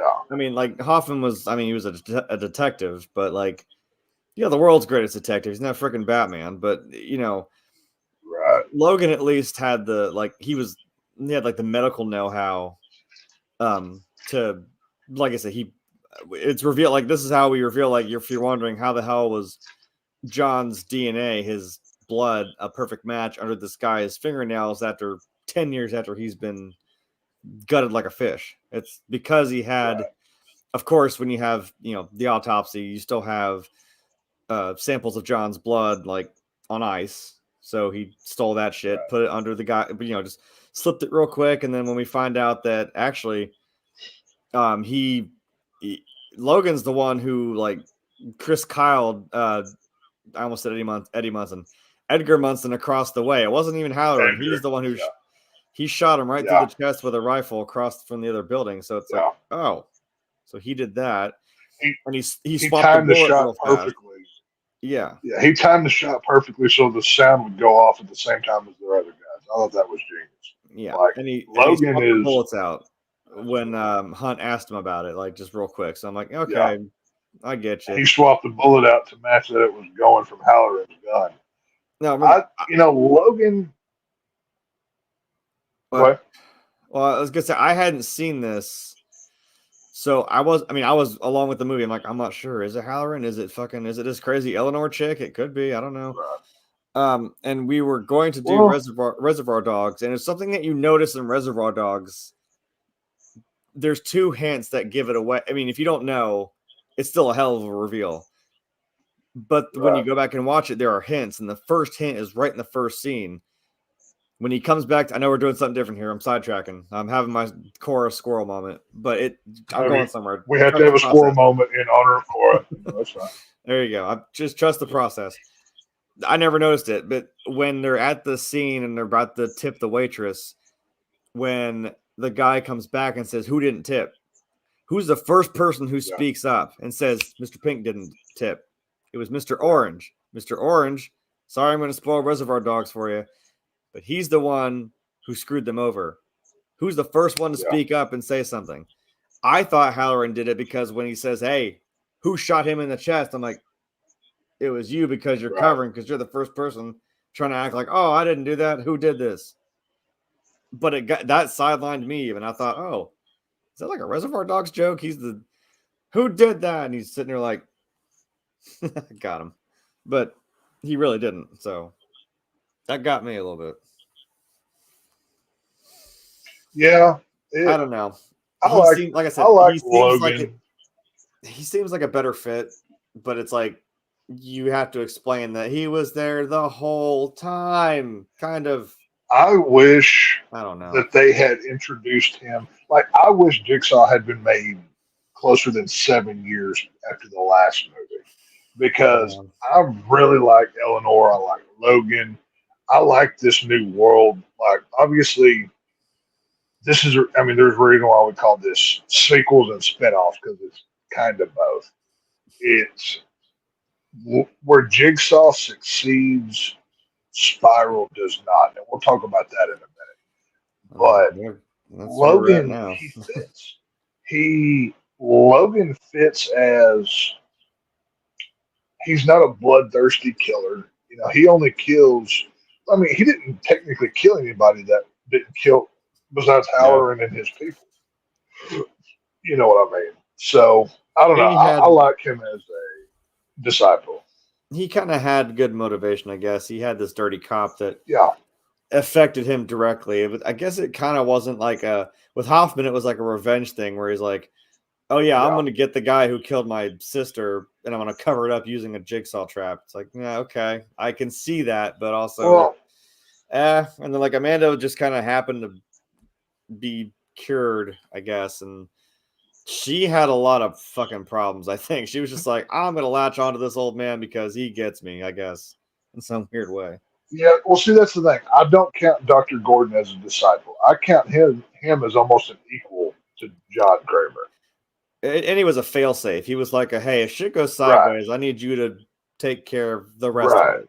So Hoffman because John was like eyeballing Amanda and Hoffman like they're like we said like a few movies ago, like they're like two bickering siblings, and John's just like fucking over. He's like, shut up, guys! Can't you get the guy up there on the rack? Stop bitching. Right. Like he's just done with them. Well, that's the thing is, I mean, because we've got Dr. Gordon, Hoffman, Amanda, and now Logan. Obviously, the other three are from the original films.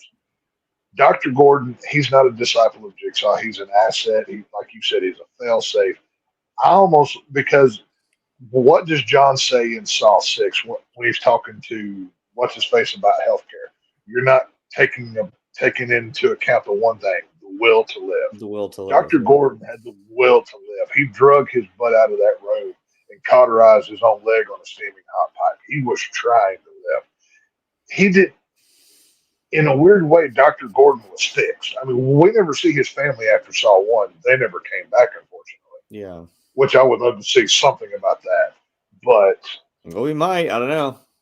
Maybe Dr. Gordon is, I see him as an equal. Amanda was a nutcase. Amanda wasn't fixable. There was no fixing that. That was the crazies running the asylum. Hoffman, he had a bloodthirst that couldn't be quenched, which is why he's my favorite to watch. But if I were going to pick one to actually be, I think Logan is the best of the disciples out of those three. That's just what I would argue. But it is what it is. Yeah. I don't know. I mean, I guess that's you judge it for what it is. But that was Jigsaw. That was the 2017 feature, and yeah, I really enjoyed the film. I mean, did you like it? What were your thoughts? Yay or nay? What would you say? Like I said, I liked the twist. Obviously, I liked the fact that John was there, and they still play with that the timing where I'm like, wait, how is it? Yeah, because I'm like, how is this happening? And I don't know why I don't think, no, this can't be real. But I'm still locked in. Like, how are you going to explain this shit? And you're like, oh, it was like 10 years ago. I'm like, oh shit, whoa, right.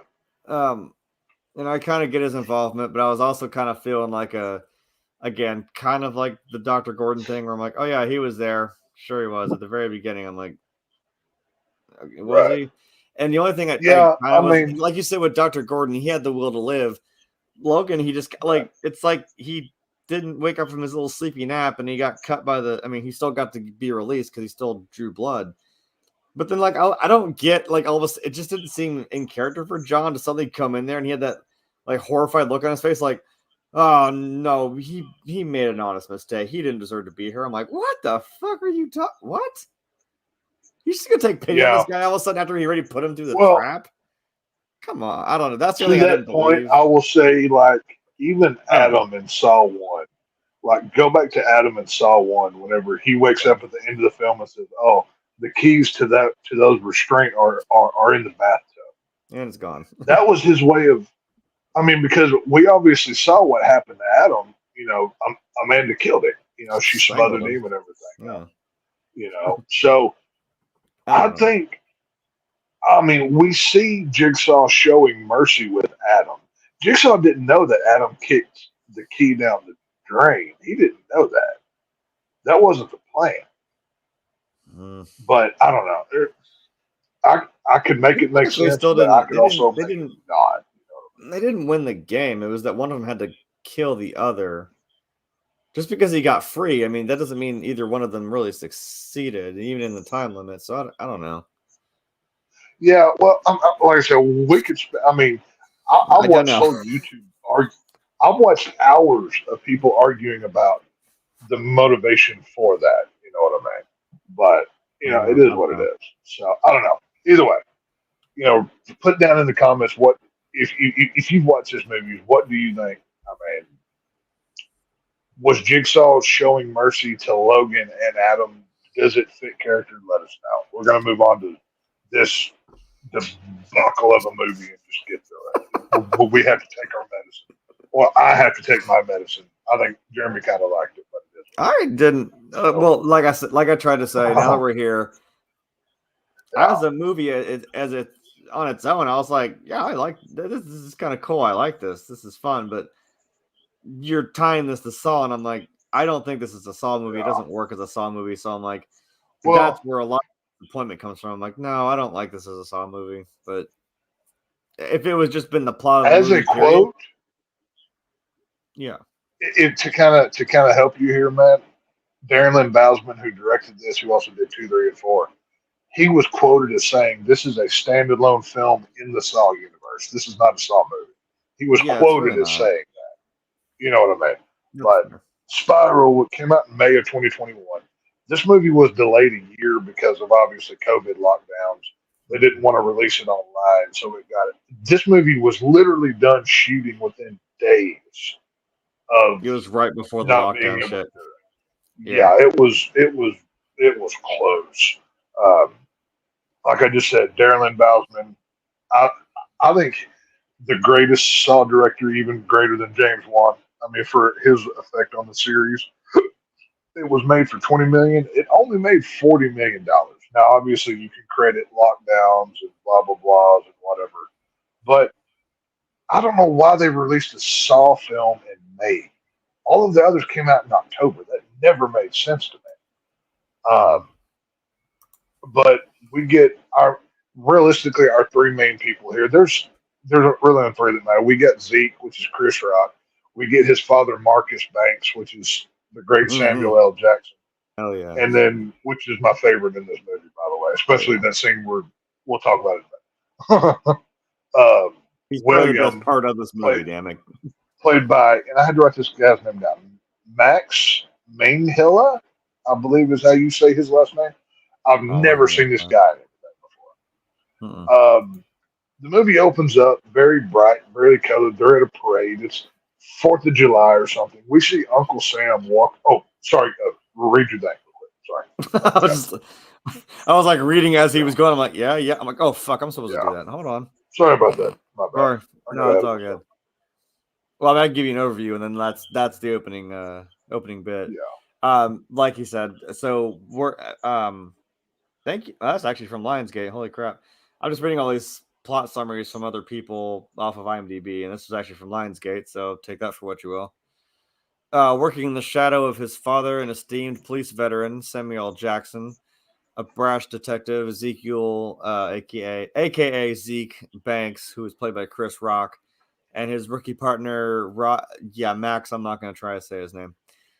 Take charge of a grisly investigation into murders that are eerily reminiscent of the city's gruesome pasts. You know, John Kramer and other shit, because this is a cop drama. Unwittingly entrapped in a deepening mystery, Zeke finds himself at the center of a killer's morbid game. And who could that be? I guess we're gonna find out. Another fucking copycat. Anyway, whatever. Yeah, I think we're beating this. I don't know. Look, I like the other. You know, like it's Hoffman, it's Amanda, it's Gordon. I'm like, and Logan. I'm like, can we stop beating this horse to death, though? See, that's why I said I swear the Saw movies actually only take place within a fucking week. They have to, because 10 is apparently between 1 and 2. I'm like, right. You wrote yourself in this little corner. And you had something great, and I'm not saying it hasn't been great for the. I can accept the first 7 movies. I really can. Yeah. But you got this much time with John Kramer. He's a stage 4 cancer patient. He's terminal. He's gonna die because of Logan, kind of, or he could have lived, but whatever. I don't know. Well, it's look. I'm still gonna say it. I'm excited to see 10. I'll shut up. I'm kicking 15-year-old. I can't wait right now. I can't wait for Saw 10. I'm so happy to see just to have John. We got 2 pictures of John Kramer. That's all you get in this movie. But yeah, I saw a little video. There was like a little joke, or it was a TikTok or some shit. It was Tobin Bell, and I think it was the bathroom. And they're like, "Hey, Tobin, like, come over." He's like, "Huh? What?" And he like walks off, and it zooms down. I think I saw a hacksaw. I was like, "Wait, what?" That was it. I'm like, oh, you bastard. Just hanging in Yeah, front of no, me. this one, it's like a 4th of July parade, like party kind of carnival, whatever. We see Uncle Sam rob a lady. He's walking off, and this cop that looks like he's right out of Miami Vice with his little straw hat and his white suit. With some Seriously, goofy that's ass all. shit. He's wearing like a light pink shirt with like a white suit. If this is in Miami, I don't know where it is. But either way, Somewhere. this guy's obviously a cop. He starts following Uncle Sam. He gets took down into a hole. The next time we see this guy, he's got his tongue in a vice. His arms are behind his back, barbed wire restrained, and he's standing on a stool.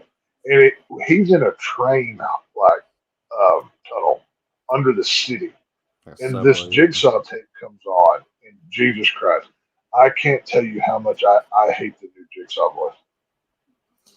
I cannot express, dude. It is horrible. I saw the TV on the track and I was like, oh shit. Yeah. And he's like, hello, detective. I want to play a game. I'm like, what the fuck is that? It's like I turned into that damn meme of the fuck is Joe Pesci, where he's like, what the fuck is this shit? right. What? Yeah. I was like, that's not intimidating. Like, that's kind of cute. You're cute for trying, I guess. I don't know. It sounds like it's a woman trying to do a man's voice, is what it sounds like. That's the only thing I took from that. I'm like, wait, is this a woman? Because oh shit, that's well, that's what everybody thought. When everybody saw these, like they played that voice in the trailer, everybody started like, oh well, which women are in the cast of the movie? That's who they were targeting as the Jigsaw killer, or whatever.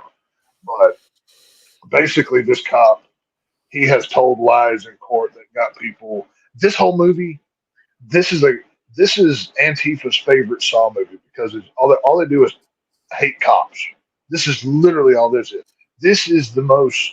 If Saw 6 is the political one because of insurance, this is the other political one because cop haters. This is what this movie is. You know what's messed up? I said the same damn thing. I was like, wait a minute. This movie came out like recently. I was like, oh, we're doing the hey, screw all the cops thing. I'm like, okay. Yeah. This is. I'm like, back in 2009 when the healthcare shit was going on. I'm like, right. That makes sense too. This is straight up, obviously George Floyd, everything, Colin Kaepernick taking a knee in the NFL. This is the anti-police movie.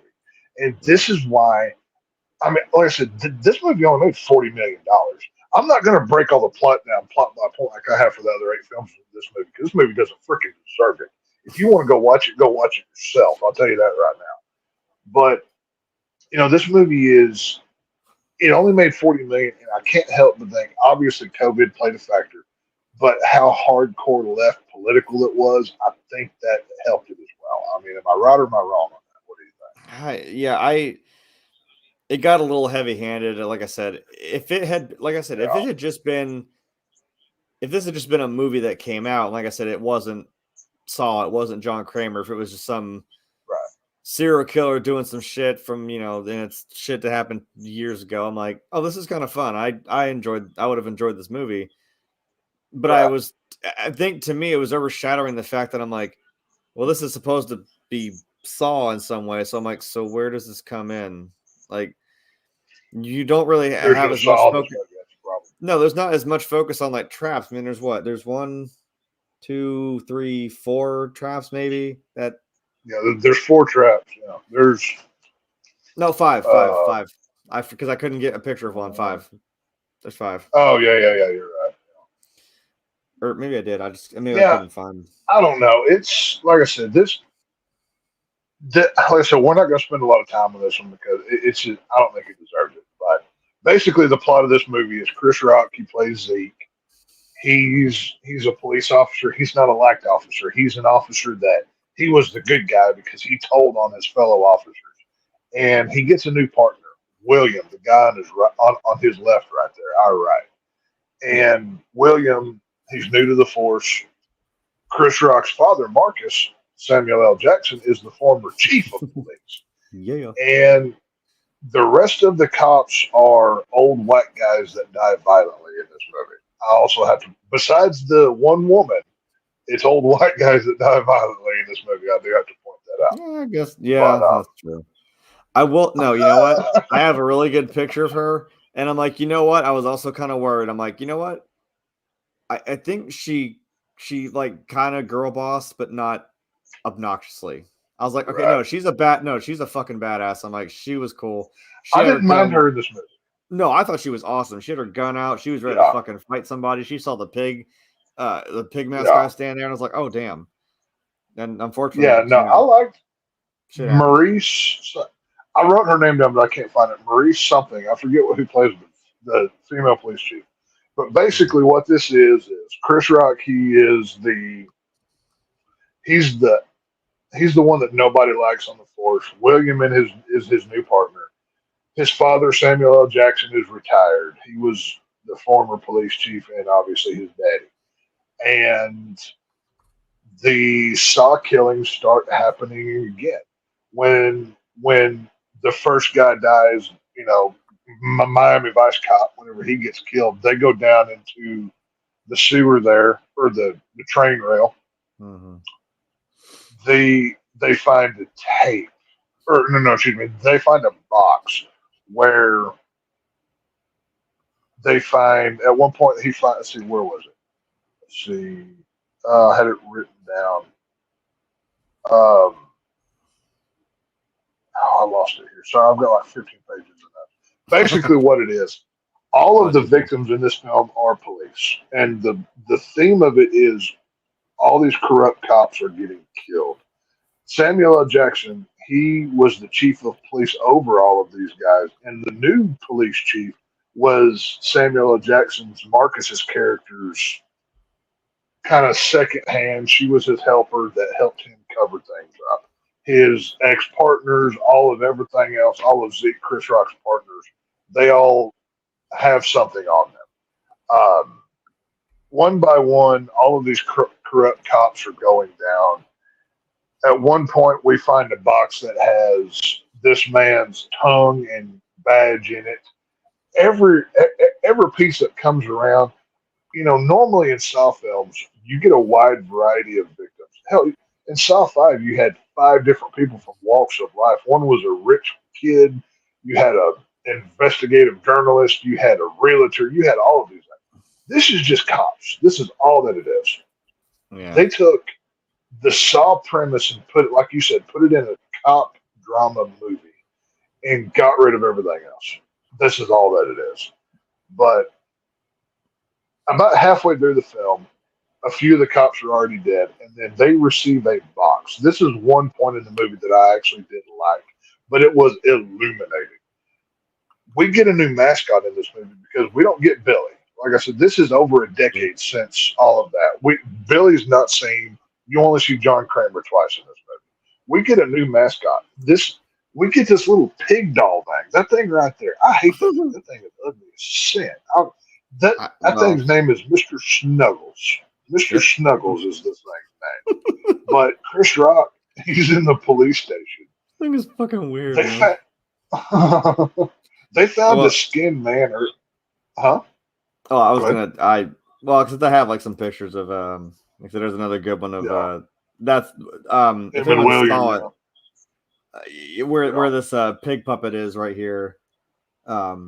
That's where there's that truck in the background. That's where they find the next clue. It's like they keep getting clues to like the next thing. And if anyone was wondering who the hell I'm dressed up as, boom, there you go. Here, can I hold on? Do I gotta get my arm and like use my left hand to take that off? Like that? Yeah, I don't know. I was being him. That's the best I can do. Sorry. Right. No, you're doing good. You know what? Maybe I'll let John Kramer have that cool look with the backwards hat. I couldn't pull it off. That's my excuse. I will commend you on the cosplays for these past 3 weeks. You literally pulled the hair and flesh off of your face for one of them. I was tested, damn it. I lost half my fucking facial hair. Yeah. And then the first one, your eyes were on fire for 3 hours. So just for that alone, my God, you get a applause from me. But And I sat here and yeah, watched 9 movies in like the span of a month. So yeah, that's we literally watched 9 movies, broke them down. I mean, if you saw the amount of notes that we've got, it's ridiculous. yeah. But every cop in this movie is a bad guy. They all get punished because one of them shot an unarmed man, one did this, one did that. If you want to go watch the movie, you go right ahead. I'm not going to spend an hour breaking this movie down because I hate this movie. Here, hold on. I hated this movie when I first. I know how to make text happy. There you go. You're welcome. Oh, there we go. I've got Just put a hot woman on the screen. It'll be good. I got gratuitous stuff for all. Look, she's awesome. Her death was great. Whenever she is strapped to that table and there is just hot wax being poured over her face, and she's just being smothered and burned to death. Yeah, you're being that was my favorite. Yeah, that was the most. The traps we can talk about. What were your favorites? Obviously, we got the finger trap where the one police officer who shot the unarmed man had to literally pull his fingers off to survive, even though that trap was cut up into 2 in the movie, and they made you wait to see the results of it, which pissed me off. That was kind of weird. But, I didn't. That was garbage. I like how we basically were just like, fuck this movie. There were traps. Here they are. we didn't even try to fucking explain this movie. They did.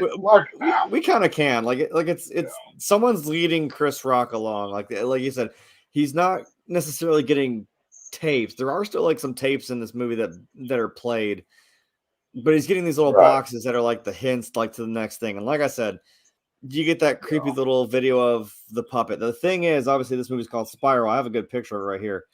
They keep seeing this spiral all over the place, and there's a good shot of. They're like, okay, so that's where they found the tongue and the badge right there. Yeah, that's right, same right there on that barred window next to the spiral. They're like, oh, that's at the courthouse, and you're like, oh, there's a box there with the tongue to the next clue, and then in that you see the pig, and then you see the truck behind him, and like, well, there's another badge of someone else that leads into the next cop. Now, my thing was, I was thinking in my head, I'm like, okay, wait, courthouse. There's got to be goddamn cameras. It's a courthouse. I mean, this is a dingy back alley, but I'm like, no one saw a damn thing. They do kind of show that one cop there putting the glove on. Dickhead cop number 1. I don't remember what his fucking name was, but like, they find him and the lady, I guess, who was his partner, probably. They find like 2 cameras that were broken. I'm like, okay, that maybe explains those 2 angles. They didn't see somebody, whatever. And he does some dirty shit. Of course, he goes into a pawn shop and just like yanks a gun off the guy's fucking. He doesn't do that. Whatever. He takes a gun from the guy and he's like, well, thank you. The police thanks you for your service. I'm like, you're a dirty son of a bitch. That means you're not going to use your gun. It's not going to lead to you. You're using some pawn shop gun that's just going to get lost in some paperwork. I'm like, that's fucked up, dude. Well, that's the thing. I mean, the traps in this movie. So we got, like I said, the finger removal trap that if he didn't pull his finger off, he was going to get electrocuted. Yep. We got when the police chief, she gets hot wax to death, which I thought was very creative. I thought that worked really well. I guess especially seeing Chris. I don't quite have a good. She's laid on her back. Well, it was actually, she had the little cloth over her face. There was the steaming, like a faucet over her head with some boiling hot wax. But she also, I would say if any of them made me cringe, it was this one, because her thing was you had to put this little, it was like a big sharp blade in her neck. And she had to basically, she's tied down, but she basically had to like sever her own like spinal cord with that thing in order to spinal cord, And I'm like you're watching her like her neck just kind of dance on this like this sharp blade while she's still getting wax poured over her face. And there's a good one here of her like just screaming. I'm like, God damn, watching it cut into her neck like that, and she's just screaming in agony with the thing over her face. The whole, we get to see all of the deaths in this film, except for William, the new partner of Chris Rock that we've showed that Jeremy's dressed as, and he's shown a couple of times on here. Chris Rock is in the police office one day, and he gets a package delivered to him, and it's Mr. Snuggles wrapped in human flesh like clothes, and he sees the tattoo that was on William's arm. So that's why he knew who it was.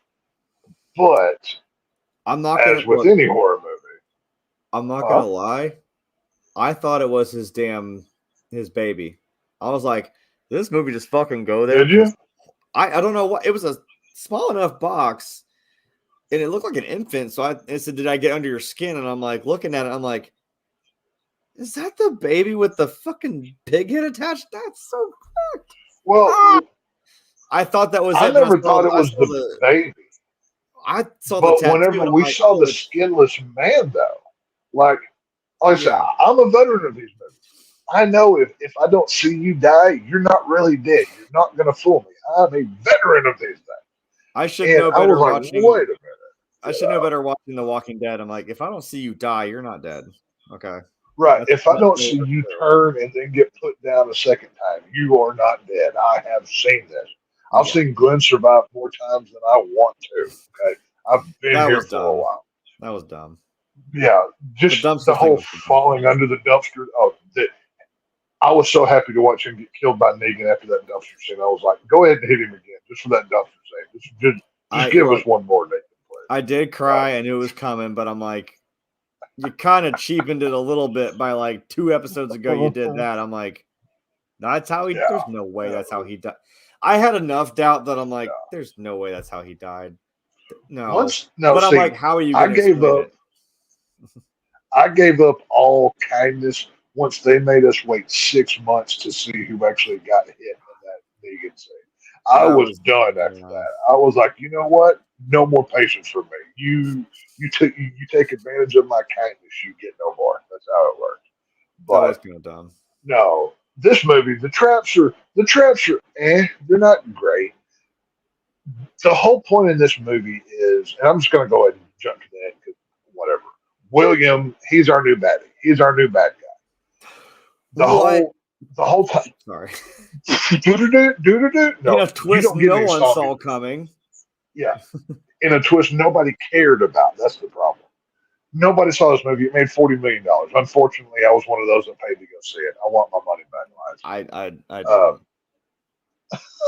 didn't see it until just today. I didn't even pay for it, so it was free on Hulu. The whole point in this movie is William's father was unfairly gunned down, unlawfully killed by the police, by Zeke's father and his men and everything else. Huh? Well, I thought it was Chris Rock's partner, his old partner. Yeah, that's what I'm saying. But Samuel L. Jackson helped cover it up, and the whole thin blue line thing, and everybody had to be held accountable. When you get to the end of the film, Samuel, and this was creative, but when you really break it down, it's kind of. You can't. Okay, but you can't tell me that isn't the most Samuel Jackson thing you've ever fucking seen. That one scene is my favorite in the whole movie. Chris Rock walks into the room, gun drawn. He goes, he's like, "You gonna shoot me, motherfucker?" I'm like, right. Oh, I could have shot you. I have my gun drawn, Dad. And then he just pulls his piece out like it's nothing. Like he just does it all the time. Yeah, he's like that was so. Oh God damn it! I love that was so Jules from Pulp Fiction that they couldn't help themselves. Like that was just such a Jules thing to do. Did you notice that on the door? Yeah, the door says Vincent Jules. I'm like, wait a fucking second. Well, and his son's name is Ezekiel. I'm like, you mean like Ezekiel 25:17? Exactly. Path of the righteous man. Right. I love Pulp Fiction. I love Pulp Fiction. I'm not crazy about Reservoir Dogs, but Pulp Fiction is a work of art. I appreciate it for being the first one he did, and there is a connection with Mr. Blonde is John Travolta's brother in the series. But I'm like, okay, cool. Yeah. But Pulp Fiction fucking knocks it out of the park. Love that movie. Oh yeah, no, Pulp Fiction is head and shoulders. Hopefully we do that. Hopefully we do that one. I would very happily review a Pulp Fiction on here with Frank and Corey. God, yes. But yeah, no, this whole movie is William. His dad was unfairly gunned down, and the police department helped cover it up. And this is in a time of police corruption and blah blah blah and everything else in our world. This is why this was written the way that it was. It's What just, is it's so heavy. There. It's so heavy-handed in this film that it doesn't even like the way the cops shoot. Like when the officer shoots down the one guy sitting in his car, he shoots him Hmm. multiple times because he tells him to f off. Really? Yeah, Like that's a bit much, don't you think? Like you're really exaggerating this out now. I Like don't doubt that that's ever happened. I mean, because look, I watch a YouTube channel that does shit like that where it shows like police right, interactions with people, and he pretty fairly yeah, does both. Like there's times where like the cops are completely in the fucking wrong, they do some dumb shit, but there's been times where like the people that they're arresting are just fucking idiots, and they're like, no, you're stupid, stop being a Karen or a Kyle, right, whatever you're doing. And I'm like, yeah, right. to be fair, I was like, oh shit, that's one thing you don't do. You can't do Right. that. You can't lose your damn cool just because someone told you to F off. Like, you can do that to a Right. cop. You can criticize, you can say whatever you think about them. They can't just go out and Well, fucking shoot you. Like, I was like, yeah, you kind of had that one coming then, dude. If you're just gonna pull out a gun and shoot some guy because he I flipped you off, mean, like, really? we've talked about it many times. I mean, we've had this debate on here with Frank and Corey and everybody else. When obviously, films have had political statements going back to the '60s with Night of the Living Dead and some of the things that it touched on and everything else. Even though he I don't claimed he mind them didn't do having that, but there's a pretty big message here, I still think. that would actually be a fun debate podcast to do because I could argue either side for that and it would be a lot of fun. Oh, that But zombie has a gun. That's fucking weird. Kill him. Like, really? You didn't. but There's no way this you didn't movie see is him.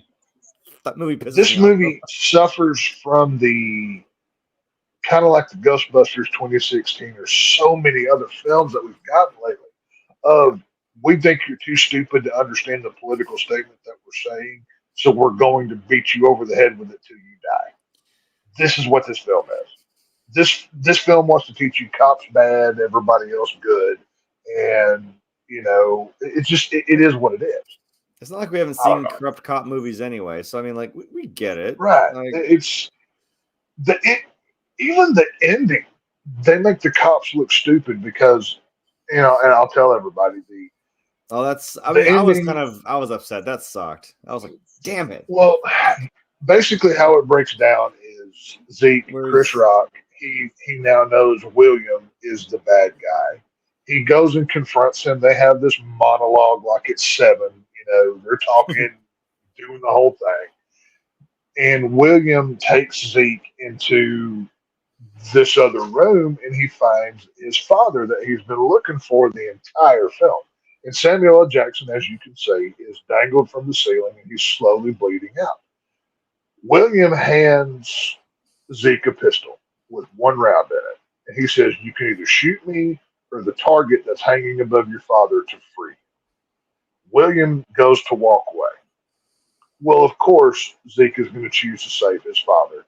He shoots down. yeah, he thought about it there for a second. Like, yeah. Well, he thought about it, but you knew there's no way he's not going to save it. Even Samuel L. Jackson was, even though he was telling him to shoot the bad guy, even though I do like Samuel L. Jackson. Samuel L. Jackson is the only redeemable part about this whole movie. Everything else I sucks. like him. It's complete garbage. I liked him in Yeah. this fucking movie. I mean, Yeah. you can't tell me when he goes in that room and it says, "Do you want to play a game, Chief, whatever the fuck his name, Marcus?" And he's like, "Oh, Yeah. you want to play a game, motherfucker? I don't play a game." I'm like, okay. Well, He's just being himself. Sam Jackson is one of those guys. He plays himself in every movie, but I don't mind it because he's cool. You know what I mean? Yeah. Like, Of course. he's Jules. He can do whatever. He was Jules in Pulp Fiction. He's good with whatever he wants to do. I would love to. Sam Jackson is one of the actors that I would love to meet and just sit there and listen to him talk for hours. I think that would be amazing. Just learn. I've always admired him. But Sam Jackson, he's hanging from the ceiling. He's hit. Obviously, you saw in the picture. He's got these devices all over him, draining his blood. Zeke shoots the target. Oh fuck! We missed the only kind of cool part. We had a kind of a callback to Saw 1 right there. When before it was, but he has the key, and it's over in 2 seconds though. I know, and they still kind of played a little bit of the Saw theme, the Hello Zep. But, I mean, they played the Hello actual. Zep was in this That's movie twice. It was yeah, in it this was movie twice. right here. It was a slowed down. I was like, oh, There in the end is the I hear two the parts that chord. it was in. But when the Yeah. actual, Oh, dude, see, that's when I got excited. The actual theme kicked in. I was like, I leaned in. I'm like, what's gonna happen? What's gonna happen? What's gonna happen? yeah. You know, that's where I actually got And excited. then Chris Rock has the key, and he just lets go of the cuff, and he walks away. Well, That's there's what I'm saying. They tease you with Saw stuff, and then they take it away. They I guarantee you, Chris Rock only used this because he knew it was a big franchise, and he saw this was a way to get his name back out there. The only reason Samuel L. Jackson did this movie was as a favor to Chris Rock. He yeah. didn't do it He because only he wanted wanted to be to. in the Saw movie. Yeah, he just said, Yeah, "Hey, I'll do it because he's in it." Hell yeah! I'm like, okay, right. cool. That's the only reason that you got Sam Jackson in this movie. So, I mean, it's just this is not a Saw. When the director comes out and says this is a standalone, this is not a Saw film. Saw should have never been in the title of this movie. They shouldn't have used the spiral logo. They should have used something else. This is Seven with Chris Rock jokes. This is all that this is. Take out Morgan Freeman, put in Chris Rock and Sam Jackson. No difference. So Sam Jackson is laying on the floor. You think he's saved. William is walking to the elevator. He's doing the whole shush thing. The police have been outside the whole time. Well, as soon as William starts to go down the elevator, Sam Jackson starts raising him off the floor into the ceiling again because he's still attached to these devices. And as soon as the cops kick in the door, like it's kind of cloudy, it's kind of whatever, but guns start to raise up on these devices that Sam Jackson is strapped to. And I'm sure Jeremy's about to pull up a picture here, so I'll give I it a second. I think I was gonna go back. I'm like, I think I found one. What'd you find? The I think I found one that was close because it was like it was kind of like you described it. It's kind of reminiscent of like old Saw. It was the weird Yeah. green dim lit room, and then there was Yeah. smoke everywhere. And I'm like, oh Yeah, crap! right at the end when Sam Jackson gets raised back up, you've got William going out the elevator. Chris Rock is frantic because the cops have now entered. He knows they're about to shoot his old man because they don't know it's him. He's in the dark and he's got all these contraptions on him. And William's escaping. He's doing the whole shush thing as he goes down the elevator. And these guns are attached to Sam Jackson's devices Yeah, and those they raise ribs. up like he's holding them and pointing them at the cops. And you have like the green lasers that are, on Sam Jackson's chest, and Chris Rock's losing it. No, stop, stop, blah, blah, blah. Cops aren't listening. Of course, going with the whole corrupt cops, they shoot first, never ask questions kind of thing. And they blast 15 holes in him, and the movie ends. It's just not a Saw movie. You Oh, don't get a game over. You don't get there's so many Saw elements that lacks in this movie. It's just so disappointing. You know what I mean? It's just I don't know. I'm not a fan of this. Whenever I first heard of this film coming out and I heard Sam Jackson was going to be cast, my first thought was, "Oh crap, are we going to get a Sam Jackson version of Jigsaw?" I mean that would have That's been what wild. I was okay with that. I was like, okay, if anybody else could do Jigsaw, I think Samuel L. Jackson could pull this off. Normally, I'm against like race bending characters because I think you start to lose the integrity of something once you start doing that kind of stuff. But I was okay with a Sam Jackson Jigsaw, kind of like a Sam Jackson Nick Fury. It works. And it's better than freaking David Hasselhoff Nick Fury. But it's this movie is just disappointing on every level. I can't recommend watching this. If you want to, feel free to go ahead.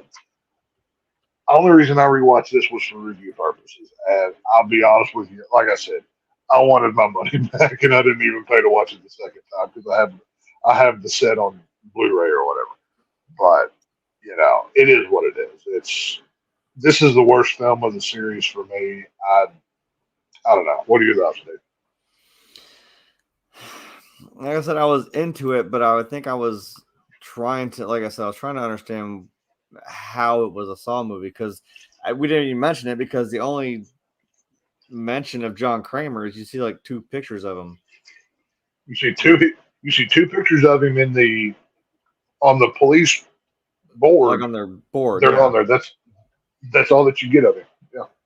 Yeah, and I'm like, okay. So you're just not gonna explain, I'm like, you're not gonna explain. All right. It didn't really, it just kind of, you know what? To be fair, it just kind of mentioned him. Really, it just seemed like like I said, a cop drama or like revenge plot. Cause like they obviously, if you didn't catch it, it's like you flash back and you see William telling Zeke that he's like, well, yeah, your dad's the whole reason I wanted to do this in the first place. Like he's, he was the reason. He's the reason. Yeah. And I was like, right. But what did any of this have to, did you kind of just put people through traps and it's the only people that you think that happened that did that was Jigsaw, and you're like, no, we're probably like 15 years past it now. Like, come on, the hell. I'm like, yeah. The further I said, the further out you get, you're kind of playing with something that's not quite there. Like I said, I enjoyed the movie. If I enjoyed it for what it was, period. But as a Saw movie, no, absolutely not. So I know that's a weird mixed opinion, but like as a Saw movie, it wasn't even. I mean, I'm not a cop drama fan. Like, I'm not a Reservoir Dog fan. I mean, I'll be honest with you. It didn't break my heart whenever Frank wanted to take the night off. I was kind of happy because the only real scenes I care about in that film is when the dude gets his ear cut off. That's about it. Other than that, I don't really care. The rest of it is boring, talky, blah blah blah. It's kind of a boring film. I like the they're trying to figure out like what the fuck happened, who the fuck did this, it's everyone's a suspect. I'm like, yeah, but okay. Mr. Blonde is my favorite in that movie. Other than that, I don't care. Just because he tortures that guy. How he tortures him is he could have been a Jigsaw killer. He could have been best friends with Hoffman. That would have been great to watch. Yeah, but besides that, I did. Like I said, I'm not a fan of Reservoir Dogs. It's overrated. But I would gladly watch Reservoir Dogs. And my voice is starting to go. I told you it would at some point. I would rather watch Reservoir Dogs over this film any day of the week, twice on Sundays. So it is what it is.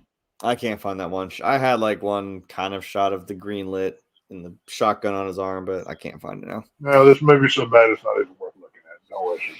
And again, I'm not going to find much because this movie came out 2 years ago. I'm not worried. But I don't know. But yeah, that was. I'm glad that Spiral was not the last Saw movie. I'm glad that Lionsgate decided to revamp the franchise. We're going forward with Saw X. We are going to get a new start, if you will. I really hope this is a fresh start to something new. But that being said, let me ask you.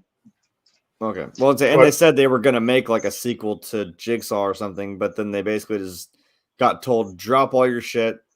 We're doing this. And they're like, okay. Unfortunately, Josh Stolberg, which him and I follow each other on Twitter. If you're not following Josh Stolberg, you need to. He's really cool. Nice. He was writing a Jigsaw 2, and the producers from Twisted Pictures, they basically said, "Yeah, stop what you're doing." Chris Rock came on board. Yeah, the whole thing. Yeah. What were you going to ask me? Well, I was going to say, going into Saw X, what are a couple things that you want to see from Saw X? Like, what are some hopeful things? Now, I mean, you just watched 9 Saw films. What do you want to say? I know. I finally did it. Now I'm all caught up. Finally, after probably 15 years, actually, I'm finally caught up. Got to say. Right. Shit. No, I tried to not delve too much into. I wanted to be surprised, but now I know it's like, oh, it's between 1 and 2, or it's like the 2 we never got, or 2 we should have had. I'm like, what? Right. I thought 2 was good. I don't know. So it's still keeping in line. Like it's being called Saw 10. Now I know that kind of doesn't mean anything to continuity. Doesn't really mean shit to movies anymore, but especially with this franchise, I'm like, no, it's all intricately done, and they're doing it for a purpose. So I'm hoping, like I said, I'm pretty sure it's John, Shawnee Smith has come back, Hoffman. Yes. So We even don't though know about Hoffman. Hoffman has been rumored. We don't know for sure. okay, because you shared something and said like, you were like, oh, the Hoffmanator's back. I'm like, oh shit, okay. It's been heavily rumored, but Okay. I haven't seen official castings for that. I'm guessing because once we get towards the weekend and all of the, I'm going on social media blackout. I do not want to be spoiled for this movie. Yeah, I I am don't either. logging off Twitter.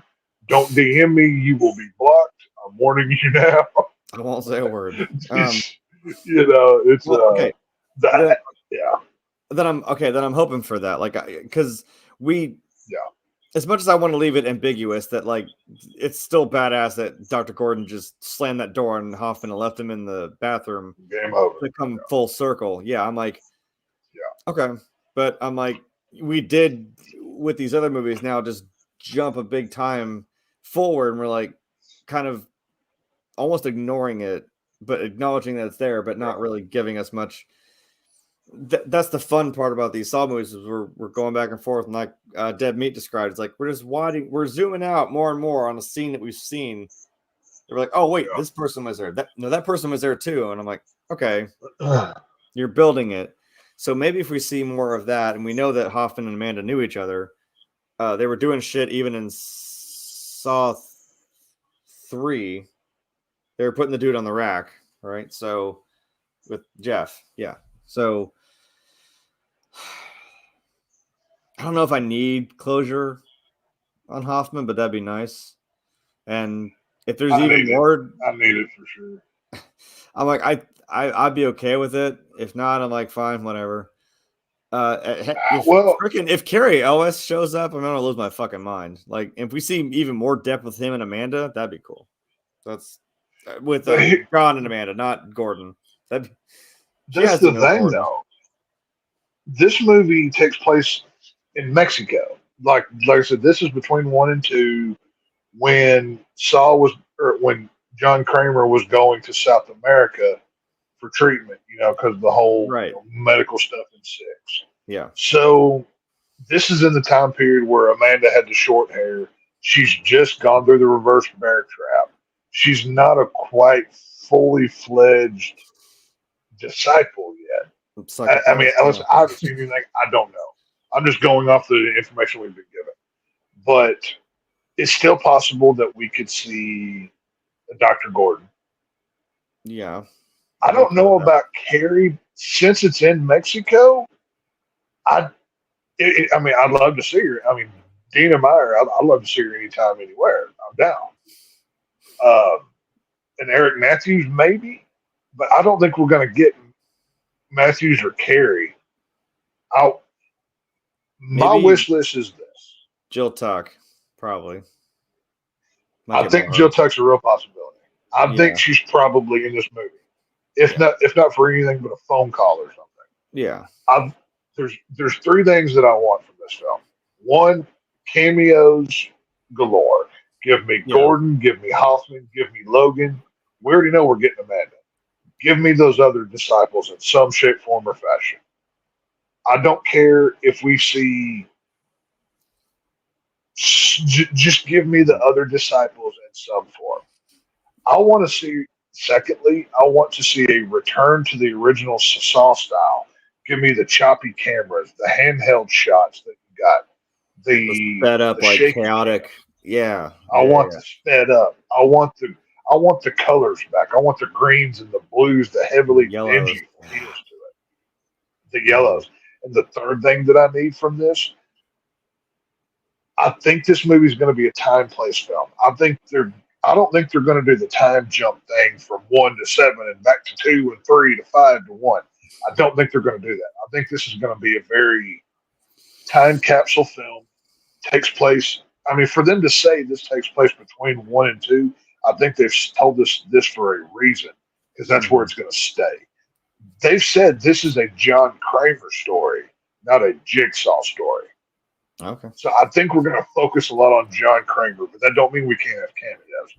But my third thing that I need from this film is I want this to be successful and to open up the avenue to make more anthology films that happen within.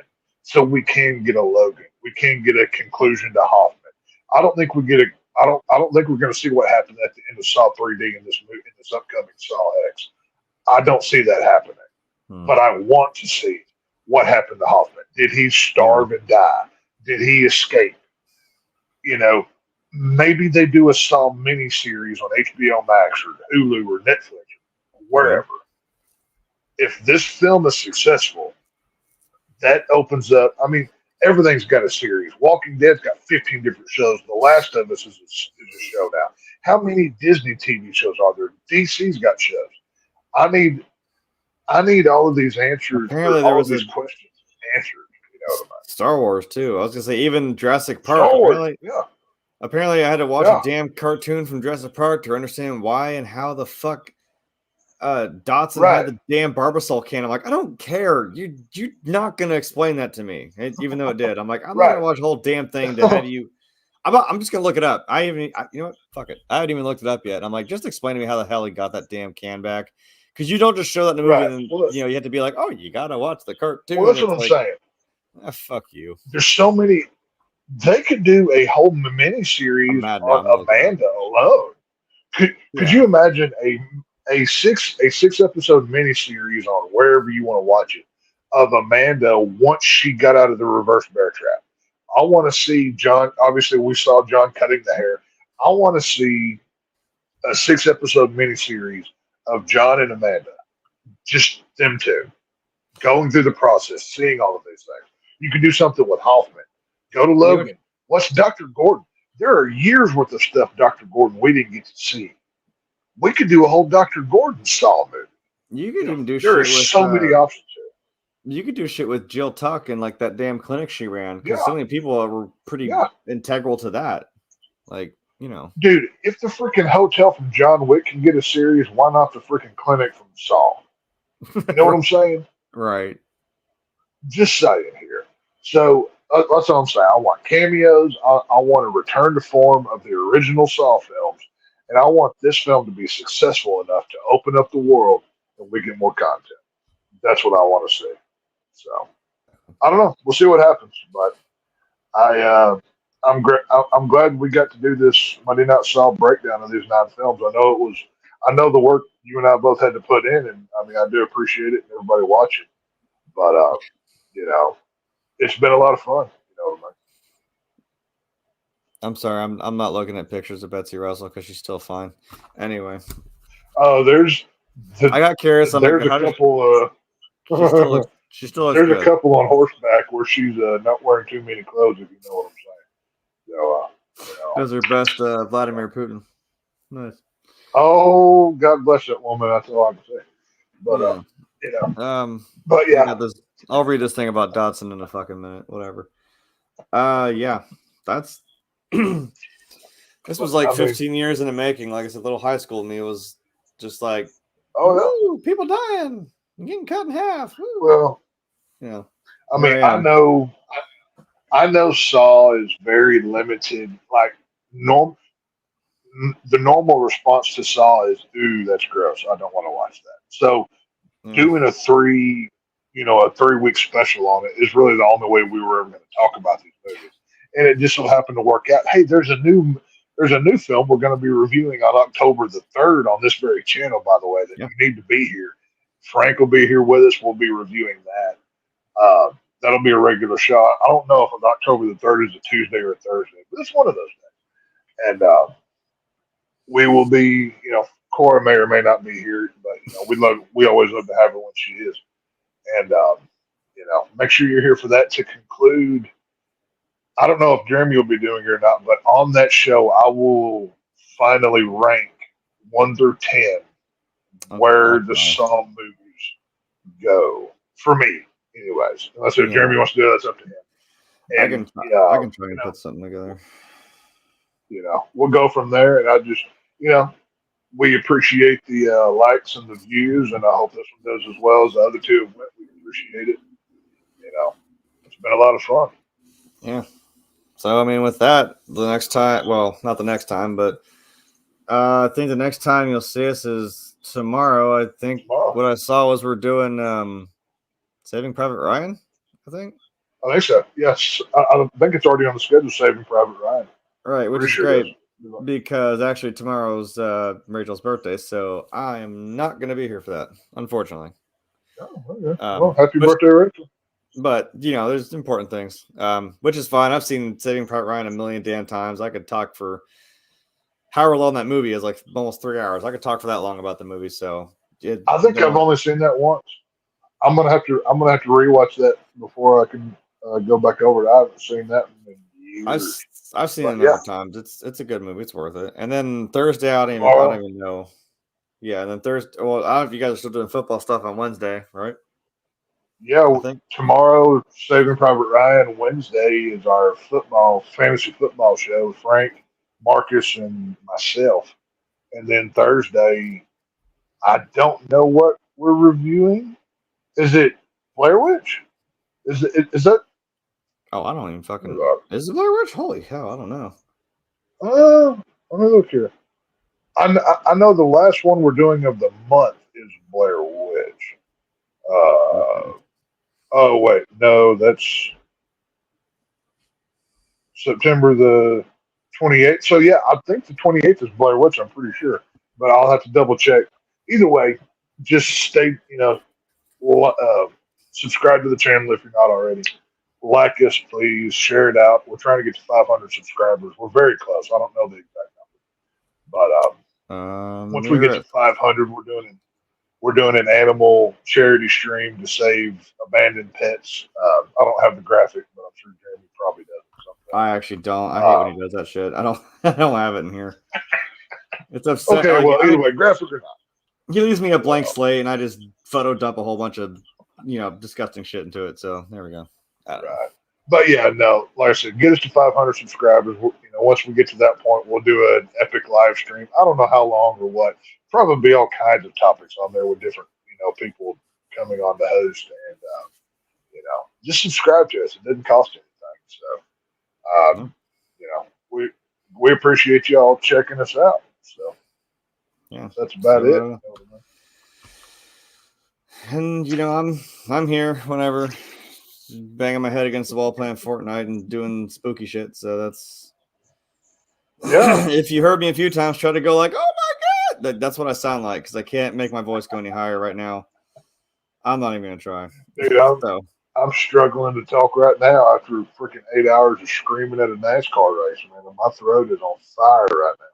So it is what it is. Anyway, so yeah, well, we play it out. We'll see y'all tomorrow.